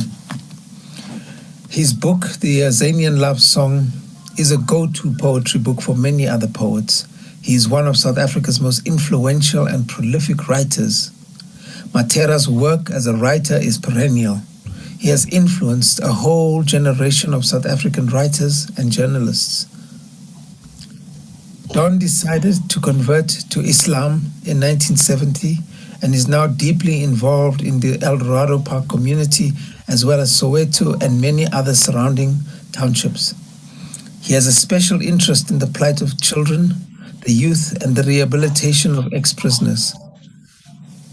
As one of South Africa's leading social scientists, historian, and sociologist, Professor Bernard Magubane puts it, Matera did not write about South Africa from the point of contemplation, but the thick of the struggle, close quotes. Magubane gives reason to why Matera was called, and I quote, the bard of the people's liberation struggle, close quotes. Thank you. Matera's work is intricate, says Magubane. It provides proper context to the racist past of South Africa. His narrative of Sophiatown remains unparalleled and resolute authority on the slum township demolished in the 1950s. And these are just some of the reasons why the National Writers Association of South Africa, NWASA, is bestowing the honor of the Grand Patron of the Arts Award to Dr. Donato Francesco Matera. This honor is reserved for people who are considered fountains of knowledge in their spheres of expertise. These are individuals who embody and display extraordinary or exceptional in the arts and culture sphere. Perfect. Thank you. These are cultural practitioners who master against all odds the courage, bravery, and foresight to challenge conventions, break new grounds, and open new cultural avenues of vistas. Some of Matera's work include Memory is the Weapon, awarded the Steve Biko Prize in 1987, published by Raven Press. Sophiatown, Coming of Age. Sophiatown, the Roman. Gone with the Twilight, a story of Sophiatown, published again by Z Books, 1987. Published in the USA as Sophiatown, Coming of Age in South Africa. The Five Magic Pebbles, a children's book published in 1993, illustrated by Erica and Andres Maritz, published by Scotterville, 1992. The Storyteller, Justified Press, 1989. The Moon is Asleep, They Passed This Way, and Faces of Trees was all part of a trilogy. One Time Brother, a play written by Matera, Sverige och Rasmens Cancer, Swedish book by Don Matera. The poems include Azanian Love Song, Justified Press, originally Scotterville Publishers, 4 poems, short stories, and Africa Road. The plays, Street Kids, Kagiso Setšhaba, Apartheid in the Court of History, and One Time Brother, which was banned in 1984. Awards and honors, 1983, the PEN Award for Azanian Love Song. 1993, Noma Children's Book Award for The Five Magic Pebbles, and Steve Biko Prize for his autobiography, Memory is the Weapon. An honorary PhD in literature, from the University of Natal in Durban. 1997, the World Health Organization's Peace Award from the Center of Violence and Injury Prevention. 1999, University of Natal Honorary Doctorate. 2006, South African Order of the Baobab in Gold for excellent contribution to literature achievement in the field of journalism and striving for democracy and justice in South Africa. 2009, the University of the Witwatersrand, WITS, Honorary Doctorate. 2011, University of South Africa, UNISA, Honorary Doctorate. 2016, Mazizi Kunene Poetry Award at the Poetry Africa International Festival in Durban, South Africa. 2020, Don Matera Legacy Foundation is established in his honor. 2021, the National Writers Association of South Africa, NWASA, the Grand Patron of the Arts Award. References are available for all these made in this contribution. This was compiled by Mr. Elvis Preslin, trustee on behalf of the Don Matera Legacy Foundation and the Matera family. Thank you.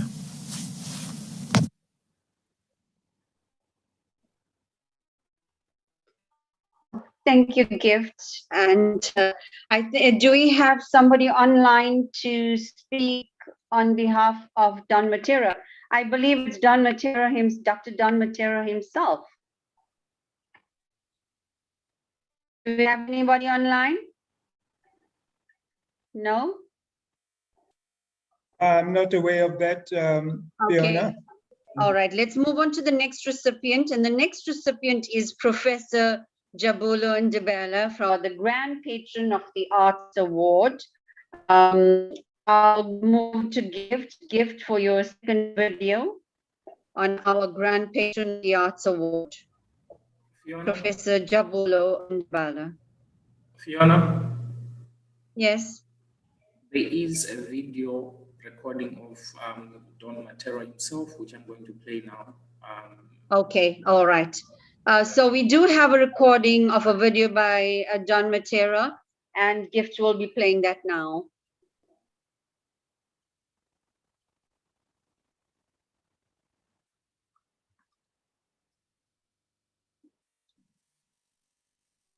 Being a tool of someone else is the number one. You can't be the tool of a person that says, Tatimali,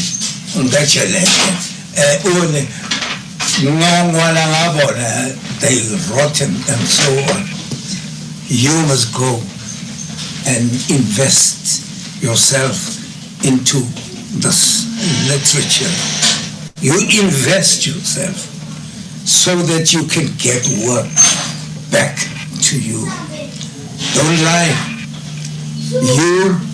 You see what has gone wrong. Chinabaga ANC, Chinabaga Zulu. Yeah, man, that is the most dangerous. When you are writing, you're not a Zulu. You are a human being that has to give the truth and also say what that one is saying is not right. You people say that he's this. I went to him and he's not what you say about him. You have to go into, you know what? Firstly, I say to my journalists, if you want to be a good journalist, eat 5 words a day. Powerful words. And poetry has that power. And you must see, there's a poet in Ireland. He says, I think that I shall never see a poem as lovely as a tree that looks at God all day and lifts its leafy arms to pray. Fools are made by prunes. Poems are made by fools of us because we do not understand the creation that God has given the humanity. We have a long way. Do you want to be Mutu? On your marks, get set, ready. Before you go, turn around to that light boy in the school that's been trained. Come with me. Let's go together. You hungry? Take my food. This is the power. That is the religion of the African child. It is not a church. It is the power. I cry. Sobukwe, Mandela, his wife, and everything. We don't judge them by the wrong. We must understand the good. Yeah.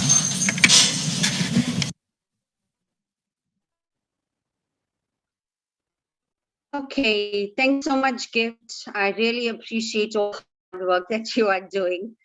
And our next awardee is Professor Jabulo Ndebele. Informs me that there is no video on that. So I will move on to the next recipient. And that is Mutwa. Now, just a little anecdote before we move on to any video on Credo Mutwa. I managed to talk to him way back in 1995. And I can honestly say what a pleasure it was, this wealth of knowledge, this whole idea of being in touch with the earth and being in touch with the world. And that motivated me to many of my writings. So we're going to Gift, and Gift, is our video ready?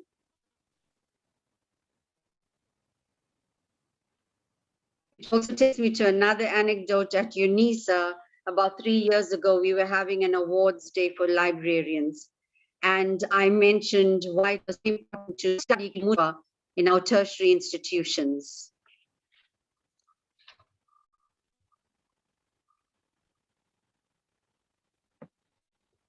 We can't hear you, Fiona.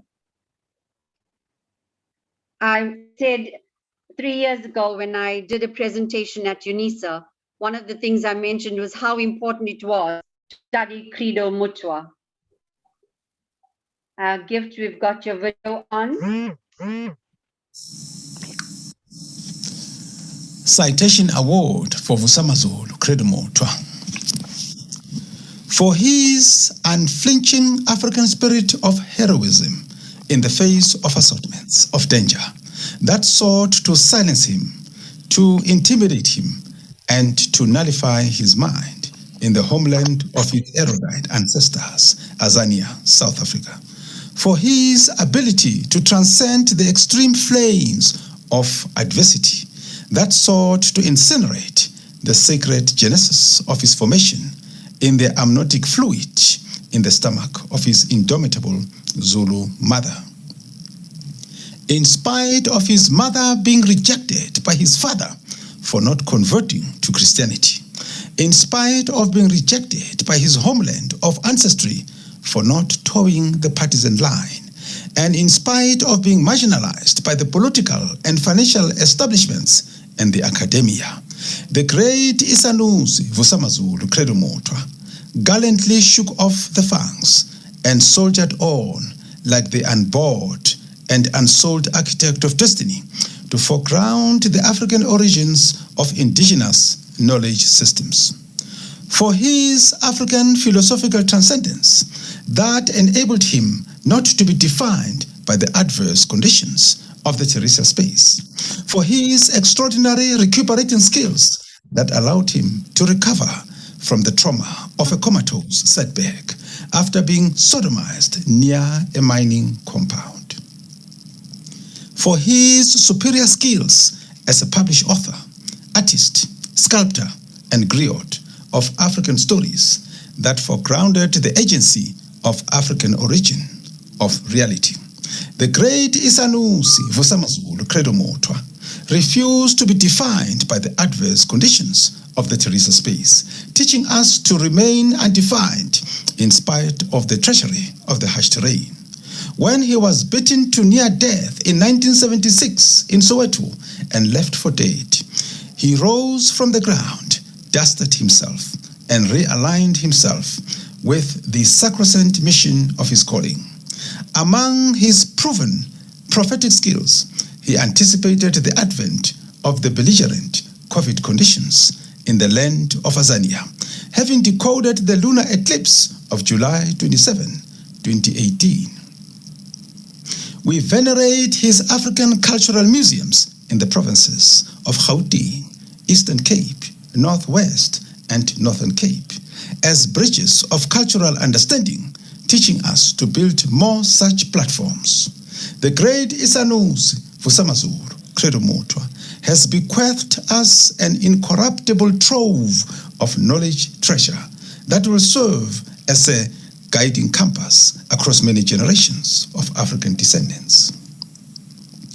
As the National Writers Association of South Africa, we are particularly humbled and honored to confer posthumously to the great Isanusi Vusamazulu Credo Motwa the grand patron of the Arts Award, reserved for people who are considered polymaths in their spheres of expertise. These are individuals who embody and display extraordinary or exceptional qualities of being pioneers, trailblazers, visionaries, versatile leaders, and crossover practitioners in the arts and culture sphere. These are cultural practitioners who muster against all odds the courage, bravery, and foresight to challenge conventions, break new grounds, and open new cultural avenues of vistas. Ezamatongo, Samaroko, Tokoza Makhosi, Hababokwe, Mucholoko, Dr. Zulu Matapo Zulu. Thank you so much, Dr. Zulu, and we really appreciate it. I think it's a wealth of information. So we have a response to that by Dr. Ndala from the Credo Motwa Foundation. Dr. Ndala. Thank you very much to the executive of the National Writers Association of South Africa, recipients of the awards, distinguished guests, all protocols observed. It is a great honor to join this distinguished gathering at the inaugural conference of the National Writers Association of South Africa on behalf of the Motwa family, including his wife, Mme Virginia Kagisang Motwa, the children, the greater Motwa clan, and the Credo Motwa Foundation. It is an even greater privilege to receive, on their behalf, the award of Grand Patron of the Arts, conferred posthumously to our great ancestor, the late Isanusi Vusamazulu Credo Motwa. This occasion could not have come at a more auspicious time, as we both acknowledge the 1-year anniversary of his passing on the 25th of March, 2021, in a mere 4 days' time, as well as we prepare to commemorate the Vusamazulu Credo Motwa centenary. Born in the majestic mountains of Zululand, in what is now the KwaZulu-Natal province, on the 21st of July, 1921, he would have turned 100 years of age on the 21st of July, 2021, which is exactly 4 months from today. The award is richly deserved as we look back at the volume and quality of what he produced in the world. It is a well-known fact that Ubaba Mutwa's contribution to ancient African knowledge, to art, to heritage, to cosmology, to history, and indigenous medicine spanned over decades, as well as across national and international boundaries. Through a range of creative media, he sought to preserve, to validate, and legitimize various facets of indigenous knowledge systems that have sustained society through the ages. He was, as has been said, a polymath. He was at once a seer, a sage, healer, teacher, philosopher, historian, artist, playwright, orator, sculptor, builder, environmentalist, writer, and much, much more. His teachings can be found in his books, in his paintings, in his sculptures, in his plays, in his recorded videos, in his cultural villages, as it has been said, and the memories of all those who sat at his feet.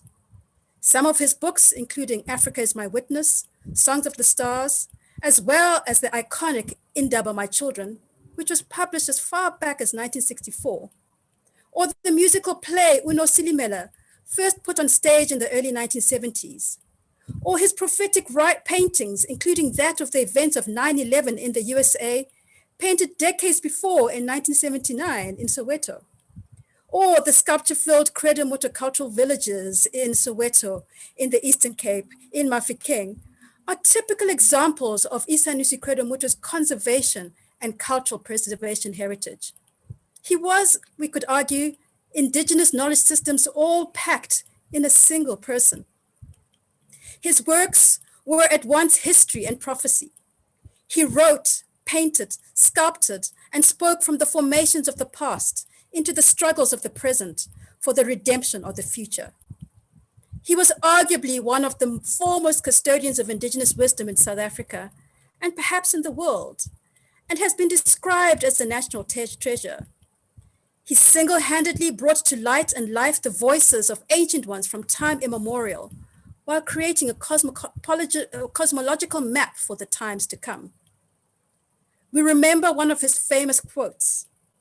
I believe, he said, that a truly democratic country is a country that uses the spiritual talents and the heritage of its people to feed the hungry and clothe the naked. Preserving the legacy of Credo Mutu, of course, sits upon the rights to all of his works, none of which he had or none of which he owned by the time of his death. A key impetus of the foundation is the ongoing battle to secure his rights in order to pay credence to honoring his vision of enlightenment through the arts, of empowering communities, of discovery of the self, of the liberation of the economy, of the emancipation of the African spirit, of healing society, of educating future generations, and of preserving cultural heritage. It is imperative that all of his works are accessible to all the sons and daughters of the soil, particularly the youth, who are the leaders and potential polymaths of tomorrow. Such is our focus as we commemorate his centenary this year. And in light of this, the Mutu family and the Credo Mutu Foundation are truly grateful for the recognition accrued to him by the National Writers Association of South Africa, and we humbly accept the award. May we take this opportunity to congratulate all the luminaries who have received awards on this day, and to wish the National Writers Association of South Africa great success in its endeavors. May your torch continue to light the way. I thank you. Thank you, Dr. Ndala.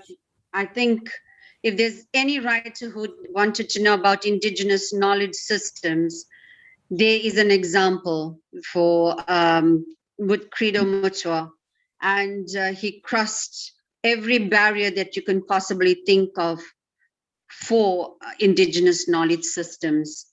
And we move on to our final recipient for the Grand Patron of the Arts Award.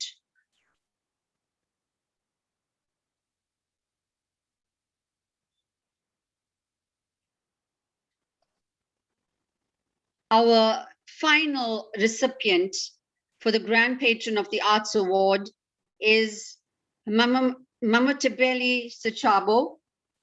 And we have a gift. Do we have the video ready?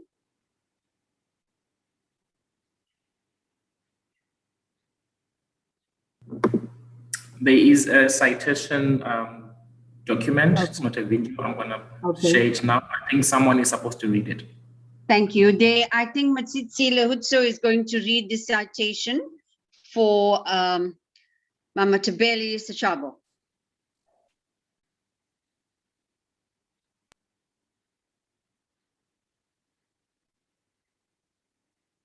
The declaration.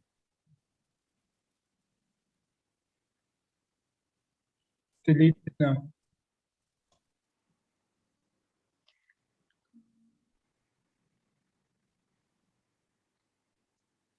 Is anybody reading it?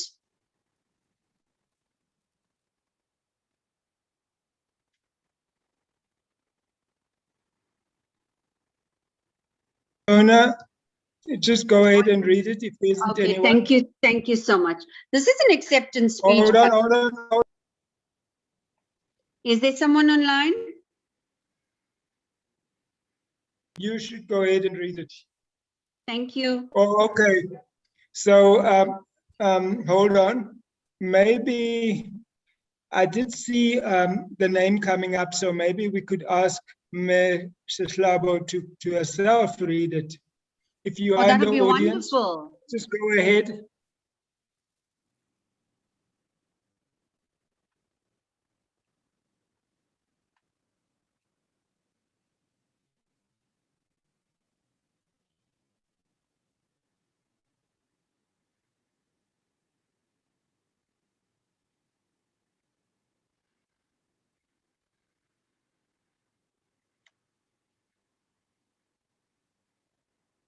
All right. Anybody coming on, Chairman?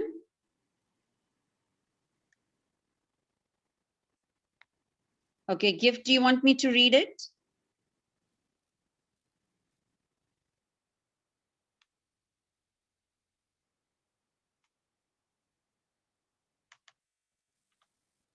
Chair, do you want me to read it?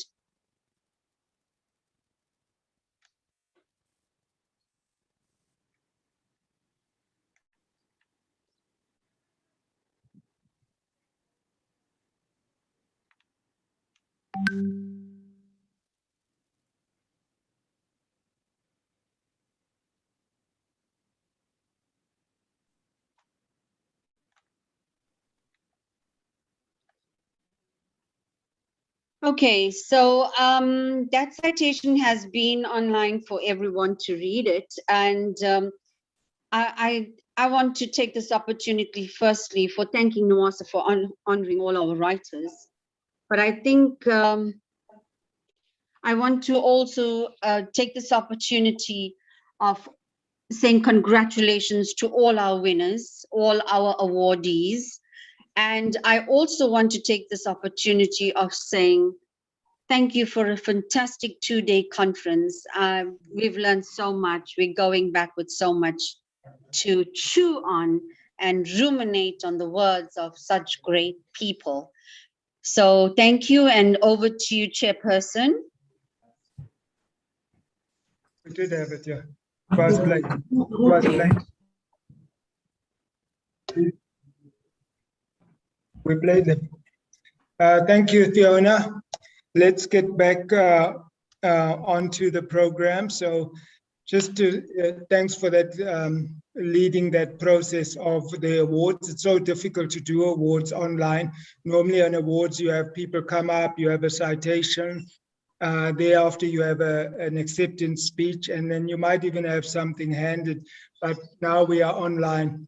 And just to say about Njabulo Ndebele is that the books I've read of his are Fools and Other Stories. And he also wrote The Cry of Winnie Mandela, which I've also read.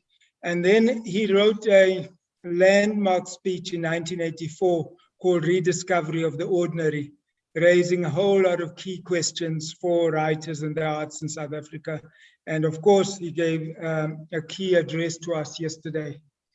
So let's, before we then go on, see if Mishopee is still in the house and would like to maybe share some words with us.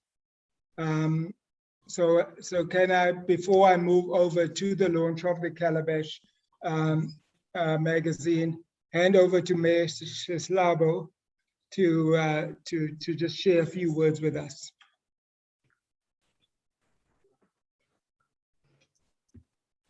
Bontate le bomme, ke mona ke teng.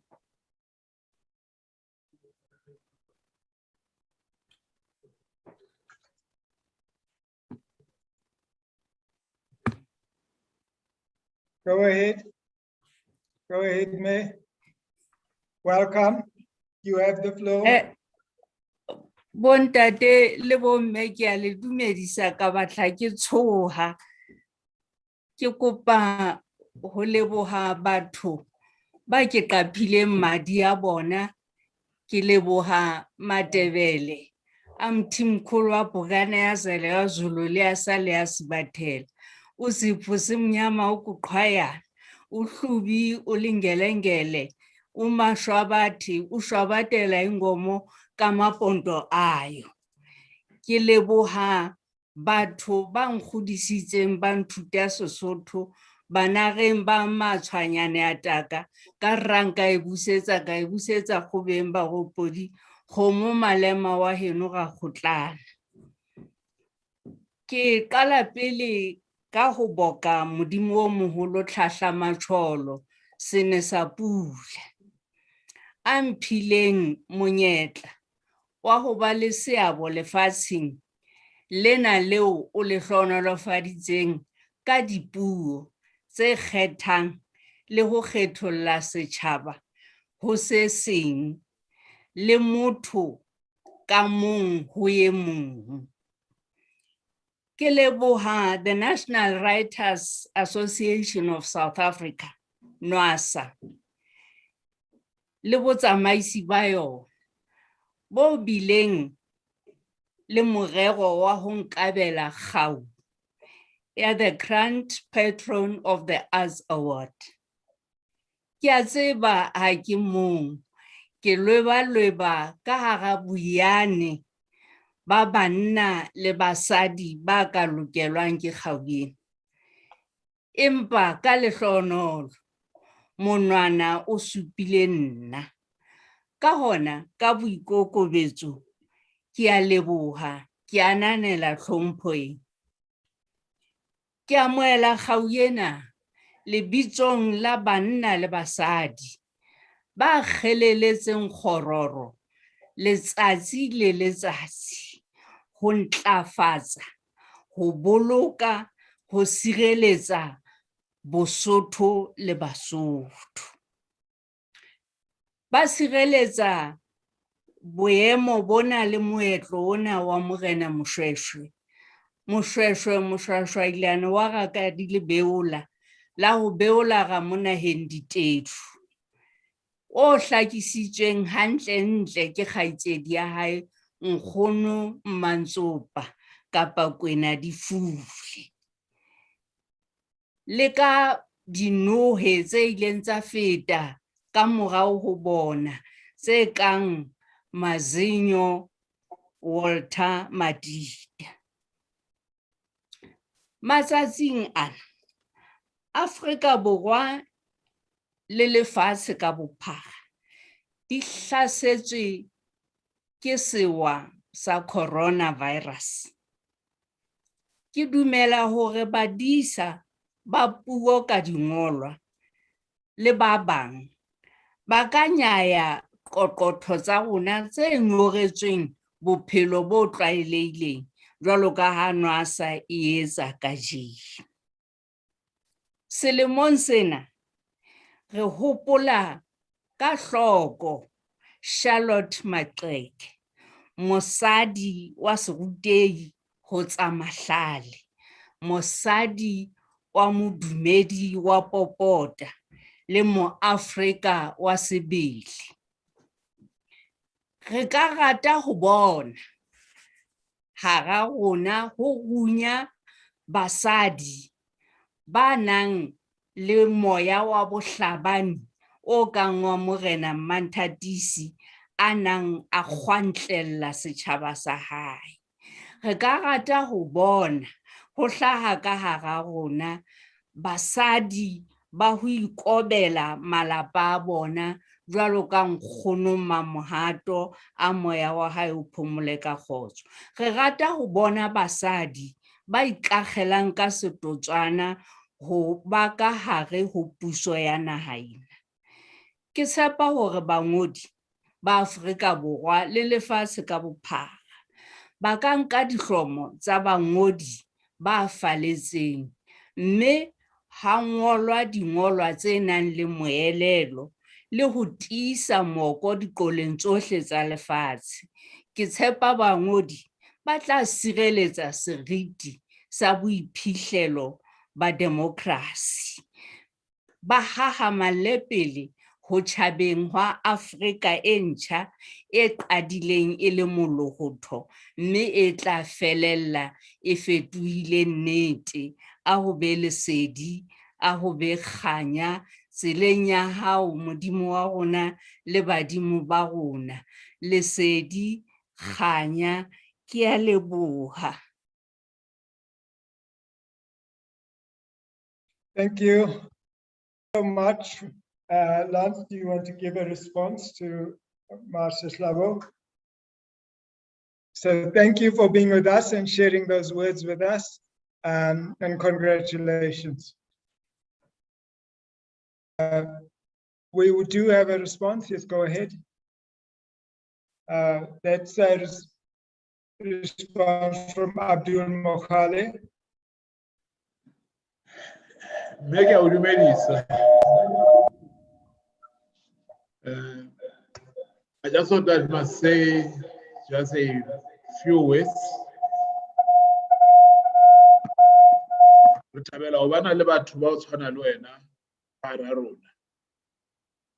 People that have lived and played their craft, people that are still there to guide us through our self-discovery, people that are committed to making us proud as African people, protecting our languages and promoting them. Your presence within our midst at this National General Council is beyond measure. The poetic introduction to Moshweshwe, Mantatisi, and other great leaders of our people that have come on board, our trailblazers, has enriched us and has given us hope and commitment to even drive further this organization. I want to thank you so extremely well. The SG has just given me this book, which contains within it some of the poetic verses that you have brought to the fore as Moshwashwaila, Mantatisi, Kimunywele, Watabanchu, Morelia Motaha, Kimusi. We want to thank you very much, and on behalf of all the delegates here present, we are grateful to you and all other recipients. Keep up the good work. Thanks. Thank you, Treasurer Abdul Mokhale. Can we move forward now to our next item on the agenda? And that item is the launch of Calabash. If there's anything to be lined up from the side of the tech, please do so. And can I now hand over to Barbara Schreiner, who will take the floor and lead us on this next item. Thanks very much, Frank. There should be a presentation which is coming up, I hope. But in the meantime, let me just say that it's inspiring to see the awards being made. While we're waiting for Barbara to come up, just to say that in the chat there are some ideas about other people who could, should, and will most likely be considered for awards. Names that are coming up there are Peter Horn, Ahmad Dango, Sandile Dikeni.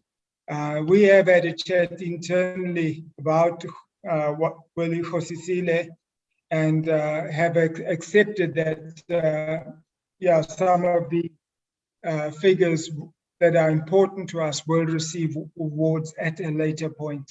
Barbara, are you there? I'm here, Frank. Can you hear me? I was actually talking. Can you hear me? Frank, can you hear me? I'm trying to get hold of Barbara. No, you can, Keith. I'm not I sure think that Frank can. we're on a rundown now to the next several items on our program. So the Calabash launch is quite important because it's one of the programmatic implementations that have almost taken place before the formal launching of the organization, but it will continue yes, into the future, and has already engaged some people, has really gotten people excited and participation. So let's see, Barbara, are you present? Frank, I'm present and have been trying to talk for some time. Can you see my screen, guys? Barbara, are you on mute? No, Frank, I'm not on mute. Other people. You can see the screen and you can hear me. Great. We can hear you. Thanks very much, everybody. So this is going to be just a brief launch of the Calabash magazine. Here, what I've got in front of you is the cover of the first edition of Calabash. And let me just take you a little bit through Calabash. So as I think was mentioned earlier or yesterday, we put together an editorial collective to run Calabash. Myself as the convener, and then Rachel Solomon, Sandile Ngidi, Sobna Puna, and Fiona Khan are the people who really helped to make this a successful project. The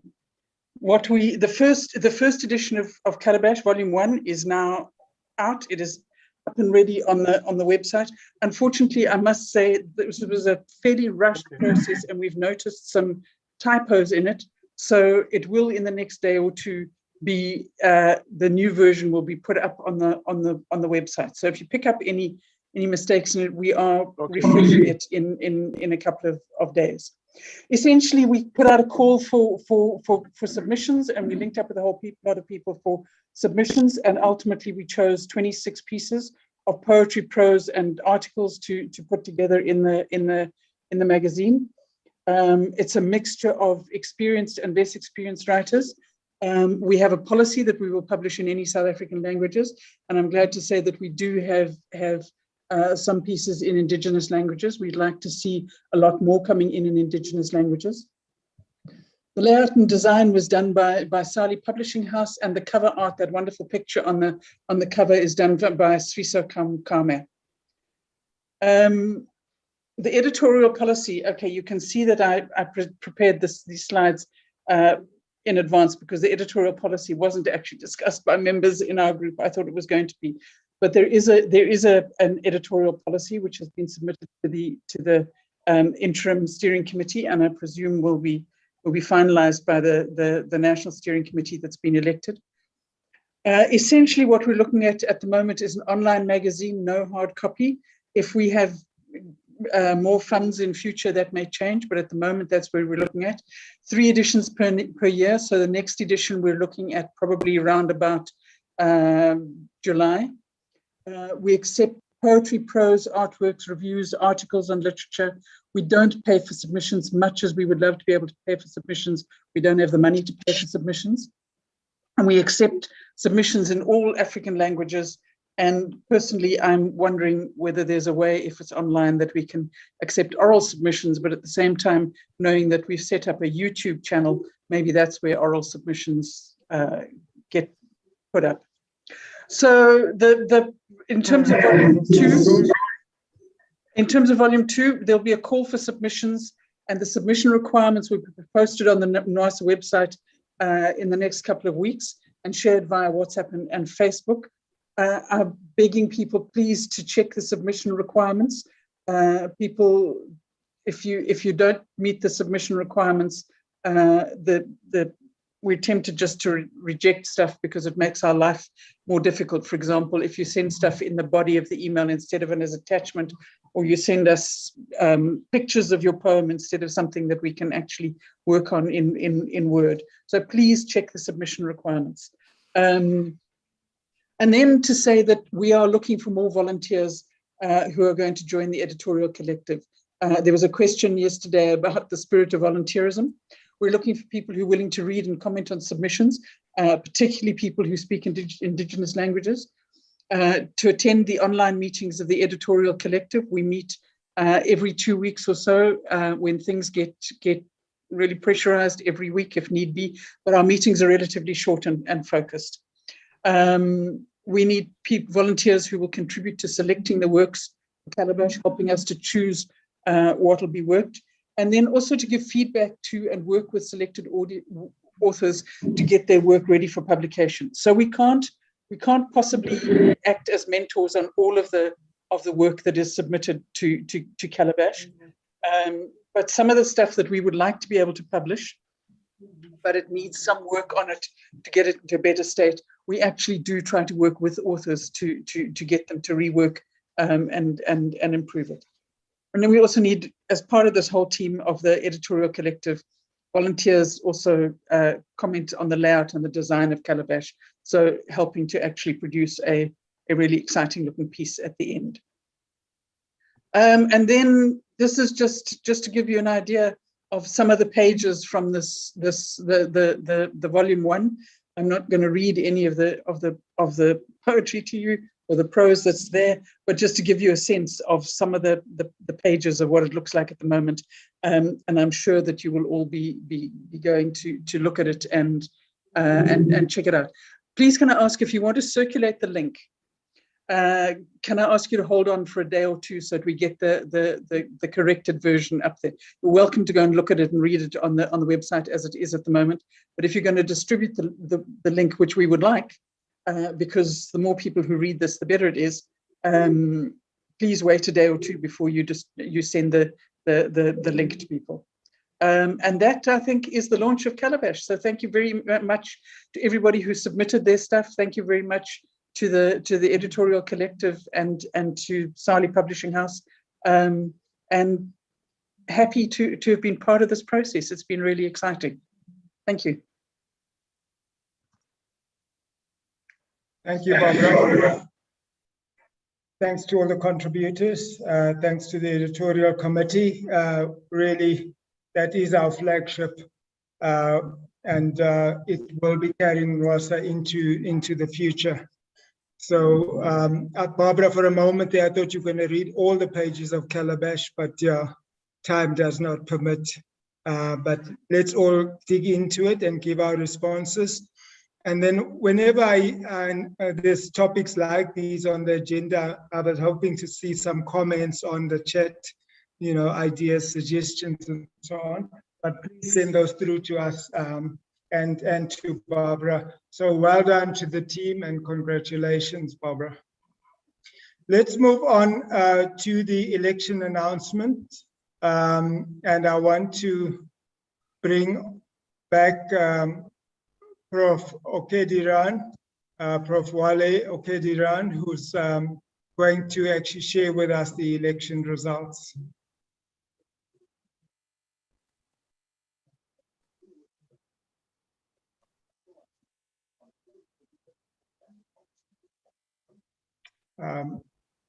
Let's just say while he's coming to the fore that I'm not sure what was the reason for it, but we had a level of participation that I guess was slightly lower than what one would have thought. But we must remember that we are dealing with conditions of COVID. It's affected participation levels, the mood, and I'm hoping that in the future we will have some higher levels of participation when nominations are asked for, and also greater participation in the voting process itself. Then just to say, while we're waiting for Prof. Wally to share with us the election results, that one of the things that I noticed while looking at the results and the collective that has come through was the way in which provinces were included and reflected. And so very happy with that. It's not the best, but it's neither the worst, but there are high levels of participation. Let's check again. Is Prof. Wally available? Can I hand over to you?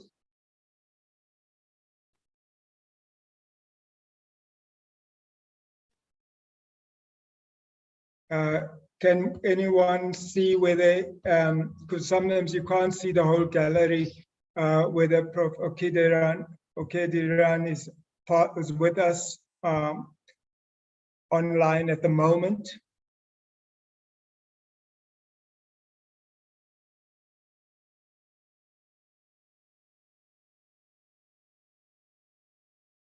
Yes, he is.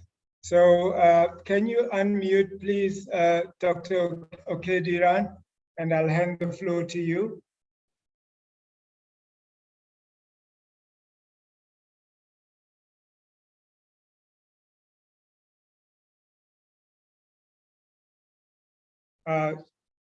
Gift, do we have that connection? I'm not, I can see you've unmuted, Dr. Okediran.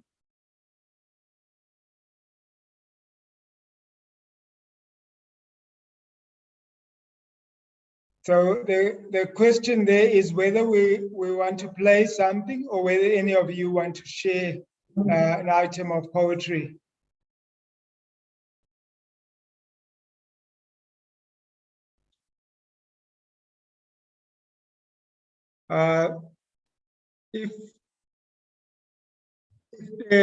Normally we have such a lineup with this open mic, I am quite surprised. But if there isn't anyone, I will just read something while we wait for Dr. Okediran to come up. It's again something I've put together in my lockdown poems, and it was just reflecting some of the experiences we had at the individual and personal level around the lockdown in March last year. I wrote a poem every day for the 21 days. This poem is called Lockdown. Day 6. The days are like quicksand, pulling down. Blood flow, thickened and slow in the hourglass. Slow as the shuffling foot. Bathroom to kitchen to soft back chair, poised before glazed images. The mind is a deer in the headlights. The mind is sheltered in place. Thoughts jump off sheer cliffs and disappear.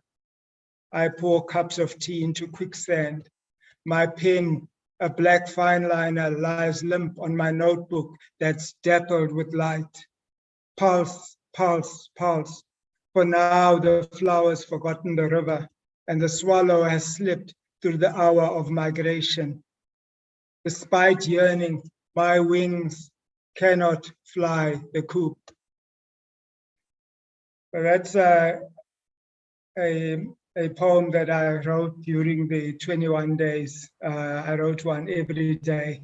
So just, again, I guess, dealing with the pressure, venting, using the poetry to manage this issue of self-care.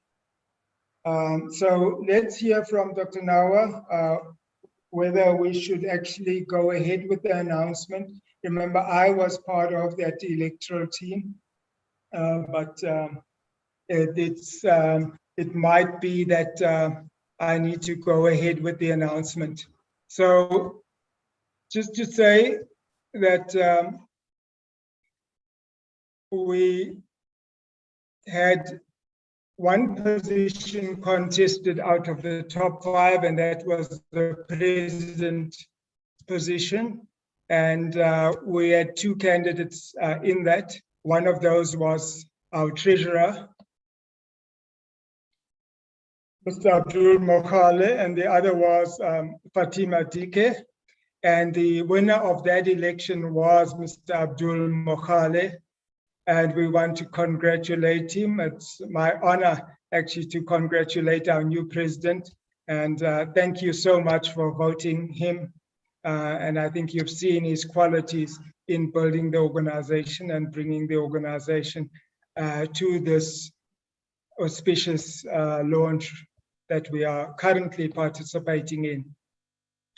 The other contestants who were elected unopposed: Deputy President Ntabiseng Jaros Jafta, Secretary General Dr. Lebogang Lance Nawa, Deputy Secretary General Fiona Khan, Treasurer Yunus Rakale. So we have that top 5 in our team elected unopposed. Congratulations to you all for coming through. Your positions then being clearly communicated to people, and you being selected for that position because of your qualities, characteristics, traits, capabilities. Now moving on to the additional members, we allowed everyone 6 votes, and we had these as the candidates, all of them in order of the numbers of votes that were received. Komotso Sol Malobi, Bonani Bile, Nompukuka Sakaza, Peruza Bumba, Kabelo Khatia, and Sobna Puna. I'm hoping that and seeing whether this can be put up on screen by gift. Let's see, I sent him something by email, but if not, that's fine as well. Maybe I could upload, but just to say that going back to to these names again and looking at the provincial spread, so Abdul Mokhale being in the Gauteng area, Jaros Jafta, Free State, Dr. Lance Nawa, Gauteng, Fiona Khan, KwaZulu-Natal, Yunus Rakale, Gauteng, and then among the additional members, Sol Malobi, Gauteng, Bonani Bile, Limpopo, Nampukuka, Zakaza, Eastern Cape, Peruza Bomba, Gauteng, Kabelo Khatia, Northwest, and Sobna Puna, Eastern Cape. So there are provinces we don't have there, and obviously we need to work on the ground for that. Mpumalanga and Northwest. I want to express from my side as outgoing president my immense congratulations to you. You have a great task on your shoulders, but you also have lots of people, lots of members who are behind you and willing to support, to give their support. So I don't know how we would do it, but can we give a click or a halala or an applause to them, leading us through very difficult times, lots of diverse issues, many diverse needs, but you are not alone. And by everyone who's applauded is saying to this team, we are behind you. We are behind you.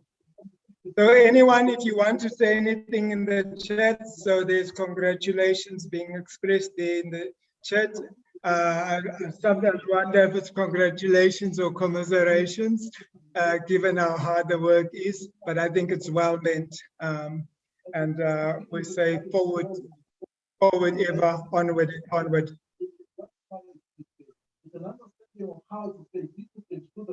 So whoever's needs to convert numerous features that they create in front of engagement.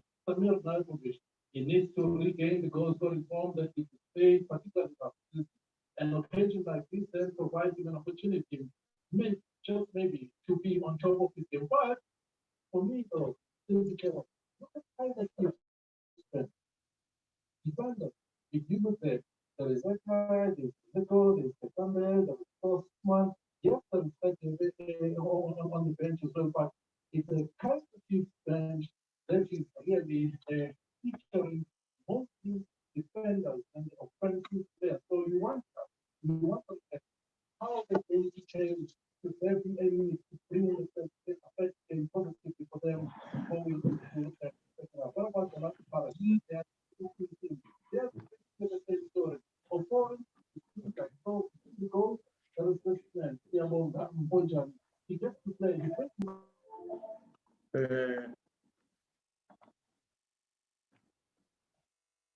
Thank you,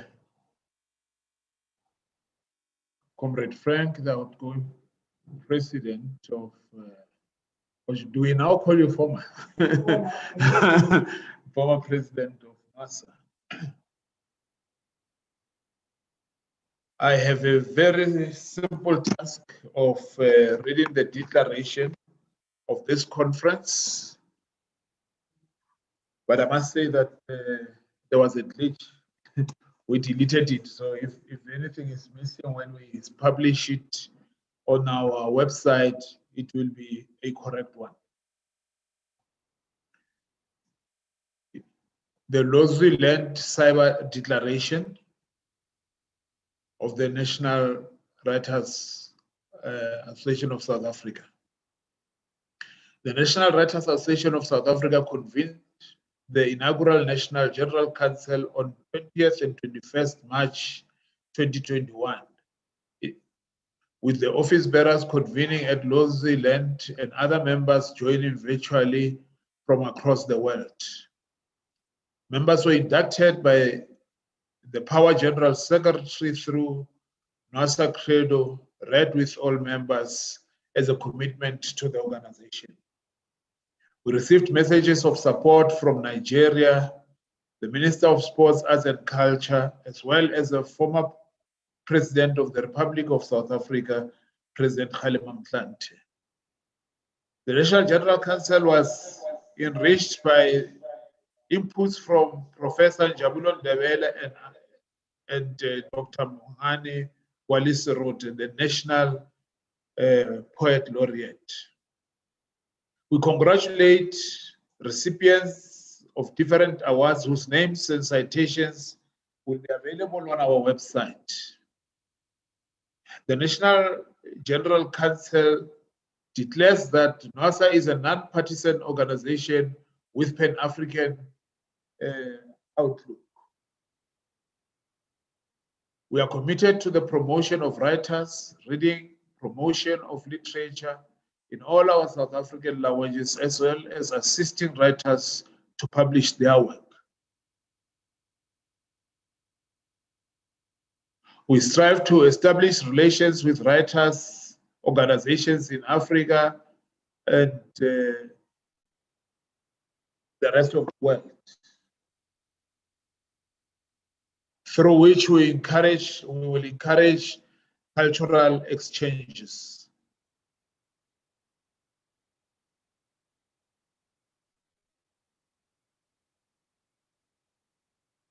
NWASA and our members are committed to the promotion of the Constitution of the Republic of South Africa and urge all citizens, irrespective of their social or other standings in society.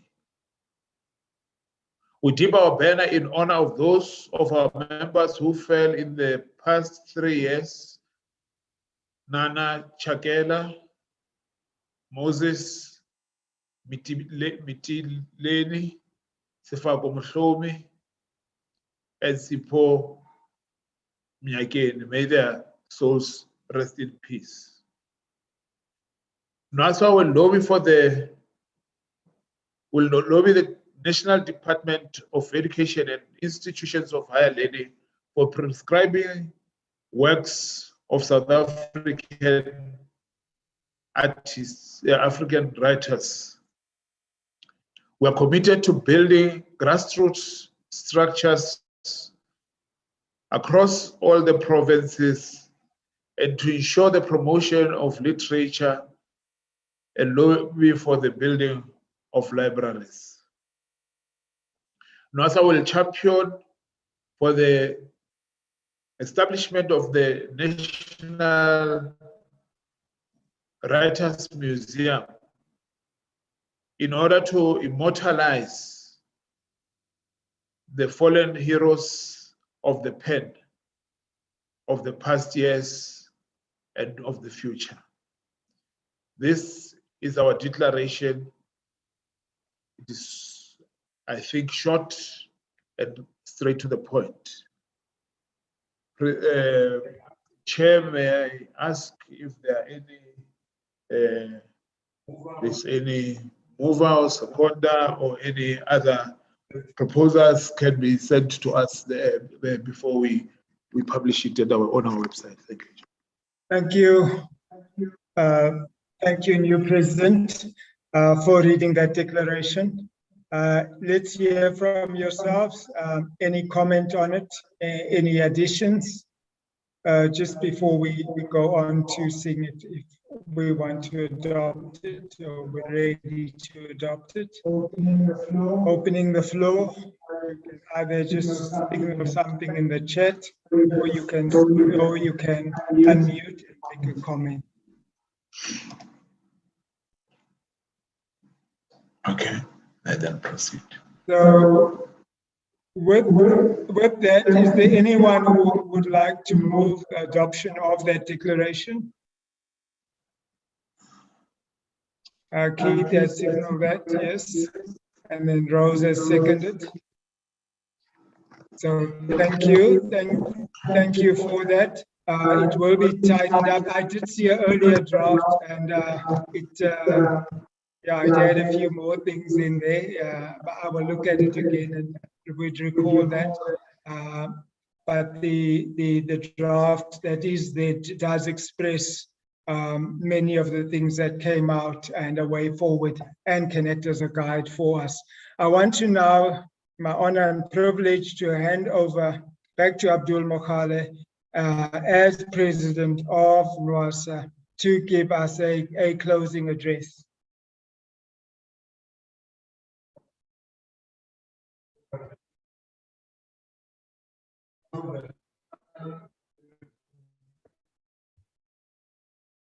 He needs to unmute.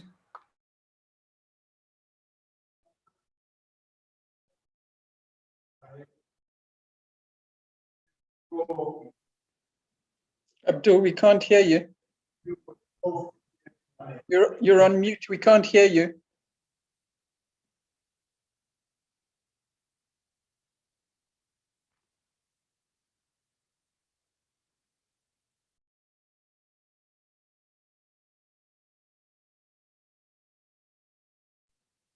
We can't hear. You're on mute.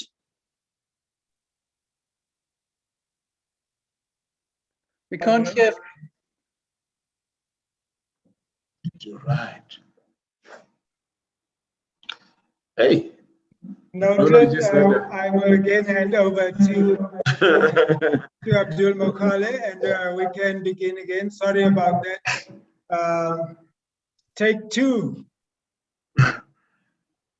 Thank you, Program Director, members of the National Steering Committee, distinguished guests, esteemed members of NWASA. It is my distinct pleasure to address you as your new president. I'm humbled and excited at the prospects ahead of us. Thank you for electing me to office. Thank you for your show of confidence in my ability to serve and guide you, together with the very able leadership you have elected office. Let me start by recognizing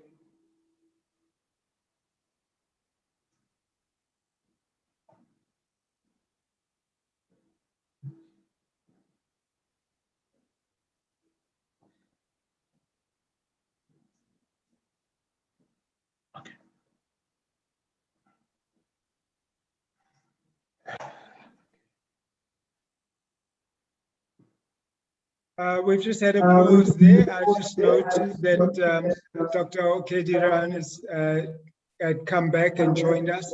So we thought that you might just want to say a quick word before the new president finally sums up, and that will be take three. Abdul, the new president, apologies. Take three will be the final take. Okay. Over to you, Dr. Okediran. Thank you so much, and my sincere apologies.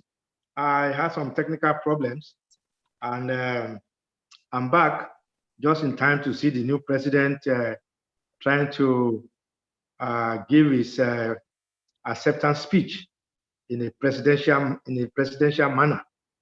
Well, I think all that is left for me is to congratulate the new executive, headed by from the president, Mr. Abdul Mugali, on to the deputy president, the secretary general, Dr. Nawa, deputy secretary general, Fiona Khan, treasurer, Eunice Rakale, as well as the 6 elected additional members. I want to wish them all a wonderful tenure in office, and I look forward to working with them. Thank you. Thank you, Dr. Gediran. Thank you for all your assistance in this conference. We really value that. Over back to you, Abdul Mokhale, and take 3. And this time, it's got to be with music. It will be even more potent than the original. Over to you, Abdul Mokhale. This is creativity. This is creativity at its work. Okay, so I practiced enough now. Thank you, Program Director, members of the National Steering Committee, distinguished guests, esteemed members of NWASA. It is my distinct pleasure to address you as your new president. I'm humbled and excited at the prospects ahead of us. Thank you for electing me to office. Thank you for your show of confidence in my ability to serve and guide you, together with the very able leadership you have elected to office. Let me start by recognizing and thanking the outgoing president, Mr. Frank Menkes, for his strong leadership during the period of transition, for his encouragement, his guidance, and wisdom have illuminated the path even when it was darkest. I wish to acknowledge Dr. Lebogang Nawa for his tireless efforts culminating in this conference. My predecessor and treasurer, Barbara Schreiner, who lent her time, experience, and expertise to the IC, and more particularly in the establishment of the Calabash magazine. I salute you all.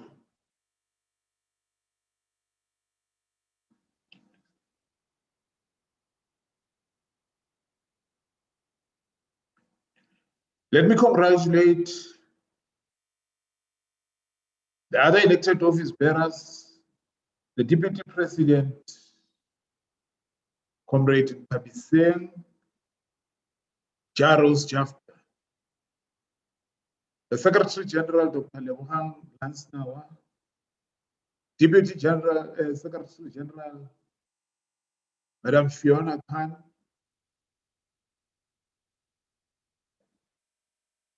and our new treasurer, Eunice Rakale.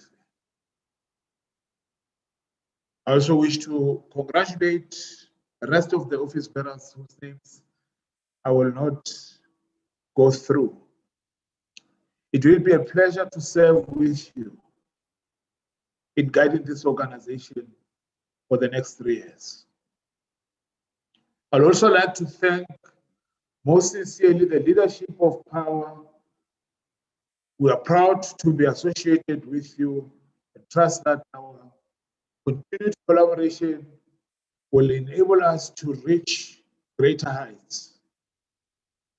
Colleagues, today we stand here because of the vision of a man we all admired and respected. He left us a legacy that we are now committed to preserve and to develop. I pay tribute to our founder and first president, Nana Olpechakela. He wanted to see writers recognized and valued for their gifting and talents. He wanted to see us empowered to live off our craft. Given the energy, the excitement, the goodwill we have seen during this conference, I can confidently say that we will carry the vision to fruition.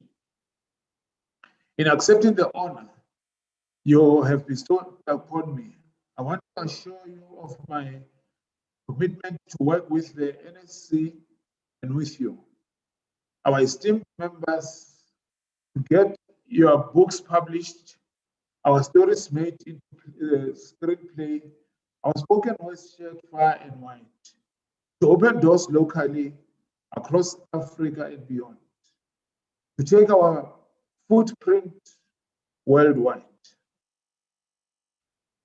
We will utilize our resources, which include publishers among our members, published and seasoned authors who might be willing to mentor emerging authors. We have graphic artists, editors, and proofreaders. We have ghostwriters and we have content producers. We will organize writing workshops and look for ways to make our writers' dream a reality in as much as we can.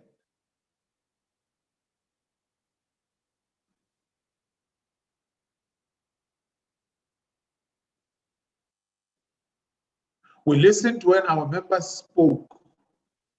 We are sensitive to the need to revitalize and reignite the indigenous languages. We are keen to explore ways of upholding our oral culture. This is Africa, my friends. This is Africa, our land. There are stories everywhere. There are stories that teach, stories that inform, and those that entertain our people.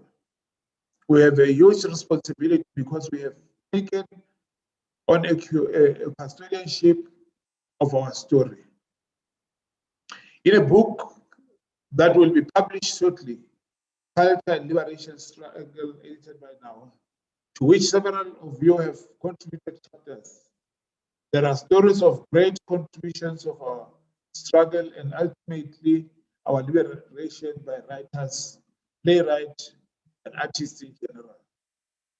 They tell of a hilarious role cultural workers played during those dark years. However, now that we have attained our liberation, we must not be complicit. We are undoubtedly the social conscience of society. We must remain relevant. We must play a vital role of ensuring that our history is recorded, first and foremost, and secondly, that it is recorded correctly. We must preserve the past, create in the present, and forge bridges into tomorrow. I would like to see us becoming financially secure as an organization. I would like to explore ways, means of raising funds, particularly by partnering and collaborating with the private sector to further our causes. They have the inclination and resources to support our vision.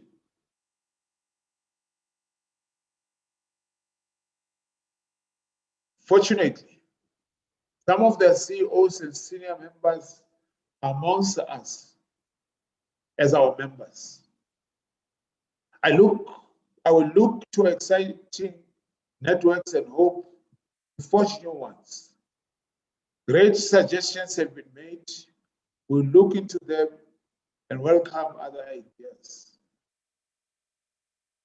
The Calabash magazine has just been launched. I love the content and wish to thank the Editorial Collective for an excellent work in the inaugural edition. It is a statement that we are capable of doing. I believe we will be able to monetize it through advertising so that it becomes self-sustaining. As I mentioned briefly in my treasurer's report, if one of our authors releases a book and 400 members buy it for 100 rands, the author will have 40,000 rands in-house. I don't think it is a stretch to expect that authors to contribute 10% of that amount to NWASA. If we have 20 authors,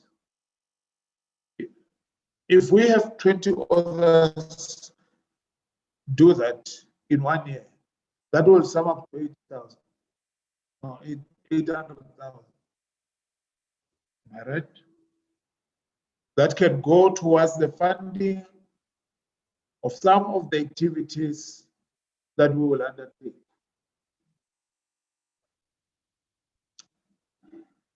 I was very encouraged by the recipients of the Rising Star Award. The literary landscape of South Africa and Africa as a whole will never be the same again once we follow through on our commitment to facilitate the creativity in our young authors. Once more, congratulations, Sibahle. I'm looking forward to meeting you one day. There is an African proverb that says, one finger cannot peel a bug. I have the commitment and the passion for our vision and mission, but I alone will not achieve, very little. However, in our collective effort, our joint hands putting together make us unstoppable. I believe that together we will build a powerful organization and thereby attain our dreams and our goals. I will be looking to each one of you for ideas, for your aspirations as to what you want NWASA to do for you. Conversely, what can you do for the success of NWASA? I believe you have personal goals and collective ideas that you want to see achieved. Let us bring this to the table and work towards attaining them for our collective good. Thank you to all of you who participated in the commissions, and I'm thankful for the reports coming from the commissions. The NSC will diligently study the reports so that we address the concerns and benefits and benefit from your robust ideas. May I say that I will be asking the General Secretary and the team that perhaps within the next 2 weeks, we converge in a physical meeting to further develop the ideas that came from this conference into practical programs that we can pursue as an organization. And I will ask for your indulgence and your patience. The same goes that Rome was not built in a day.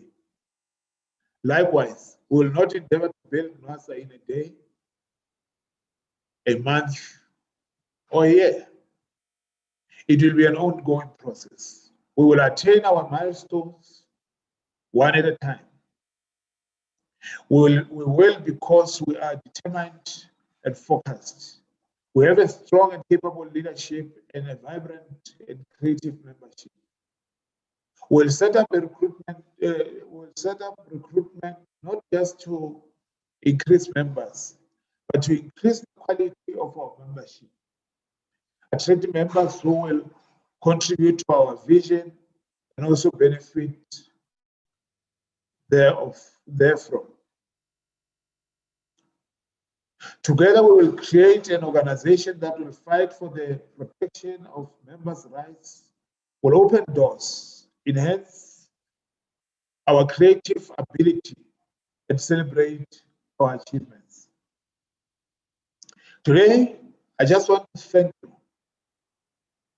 acknowledge you, and restate my commitment to serve you. In the days ahead, we will review the strategies,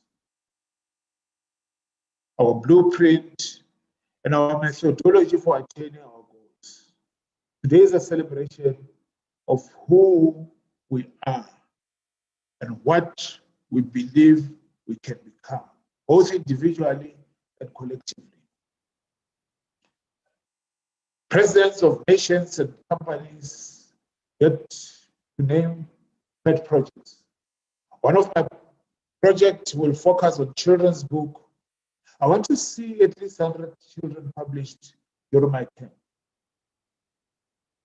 I want to see in multiple indigenous languages. I also want to see libraries in in rural villages, in schools, and in townships. It is not correct that we will have a community without a library. Yet, you are able to find 1,000 taverns in one space. It is not correct that all of us can wait for government when there is corporates with social responsibility budgets. We should learn from other countries that the task of building our country is a collective effort. I will pursue collaborations and partnership with the private sector to ensure that these projects are very successful. That these projects are very successful. I invite those of you who would like to join me in this pursuit to reach out to me and let us make a difference. Let us make it happen. We've come to the end of a powerful and very successful conference.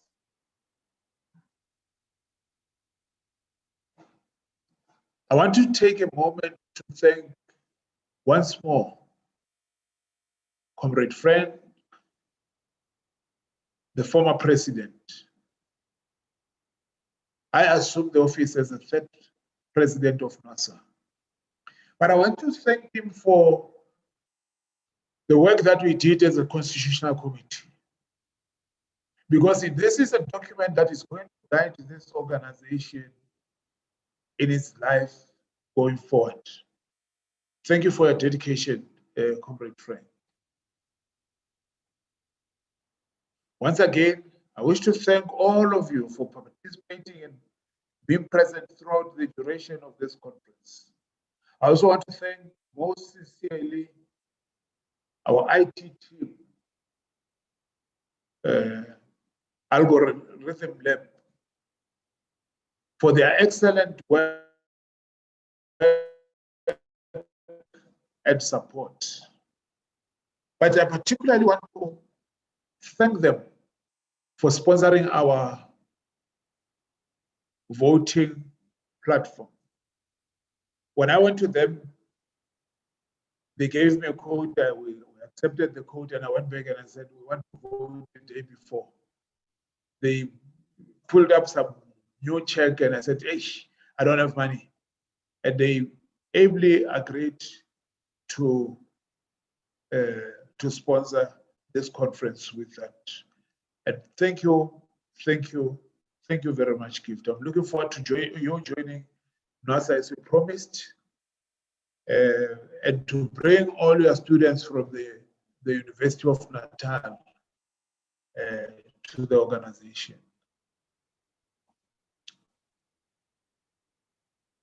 You were truly and very best and impressive, and you are local, you are young, you are able. Thank you. Our new leadership is here to support. Please work with us. Support us so that we can best support the entire membership of this organization, the National Writers Association of South Africa. With those few words, I wish to thank all of you and your families who had to put up with you for the past 12 hours whilst you are glued to this little gadget in this conference. Thank you particularly to Ambassador Hilda, that you are able to take time within your busy schedule and you are with us throughout this conference. Thank you, Dr. Silo Khalane, for staying with us for this long. And the call that I had with you yesterday was much more refreshing as well. I wish, with those few words, I wish to declare this conference closed and the door to our future wide open. I thank you very much. Abata!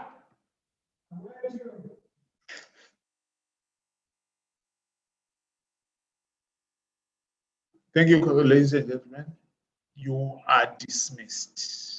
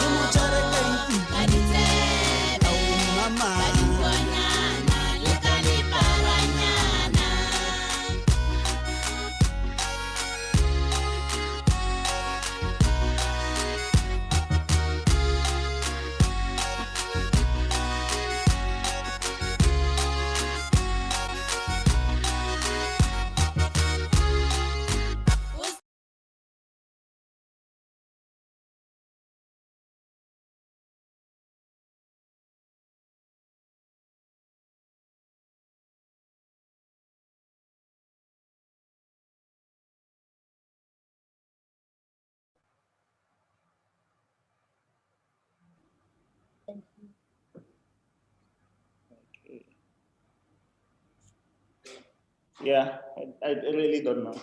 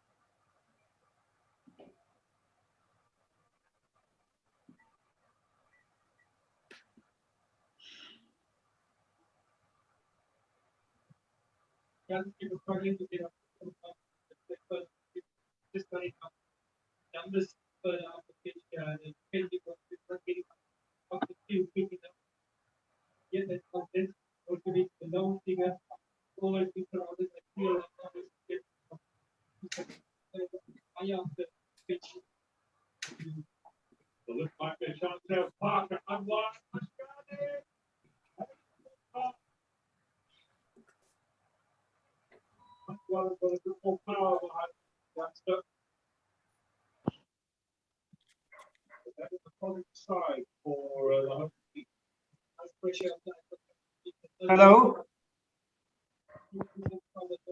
Hello? Hello? Is that you, Keith? Yes, I'm here. Hi, Keith. Hi there. I'm still on mute. I'm muting. I'm just saying goodbye. It's just me and you left here, you know? Yes, Keith. Long time no see. It's far too long. Are we saying goodbye? Okay, bye-bye to all of you. Thank you. Thank you very much. Bye. Bye from Damascus. Bye, everyone. Bye. I enjoyed every session. Thank you. Bye. Bye.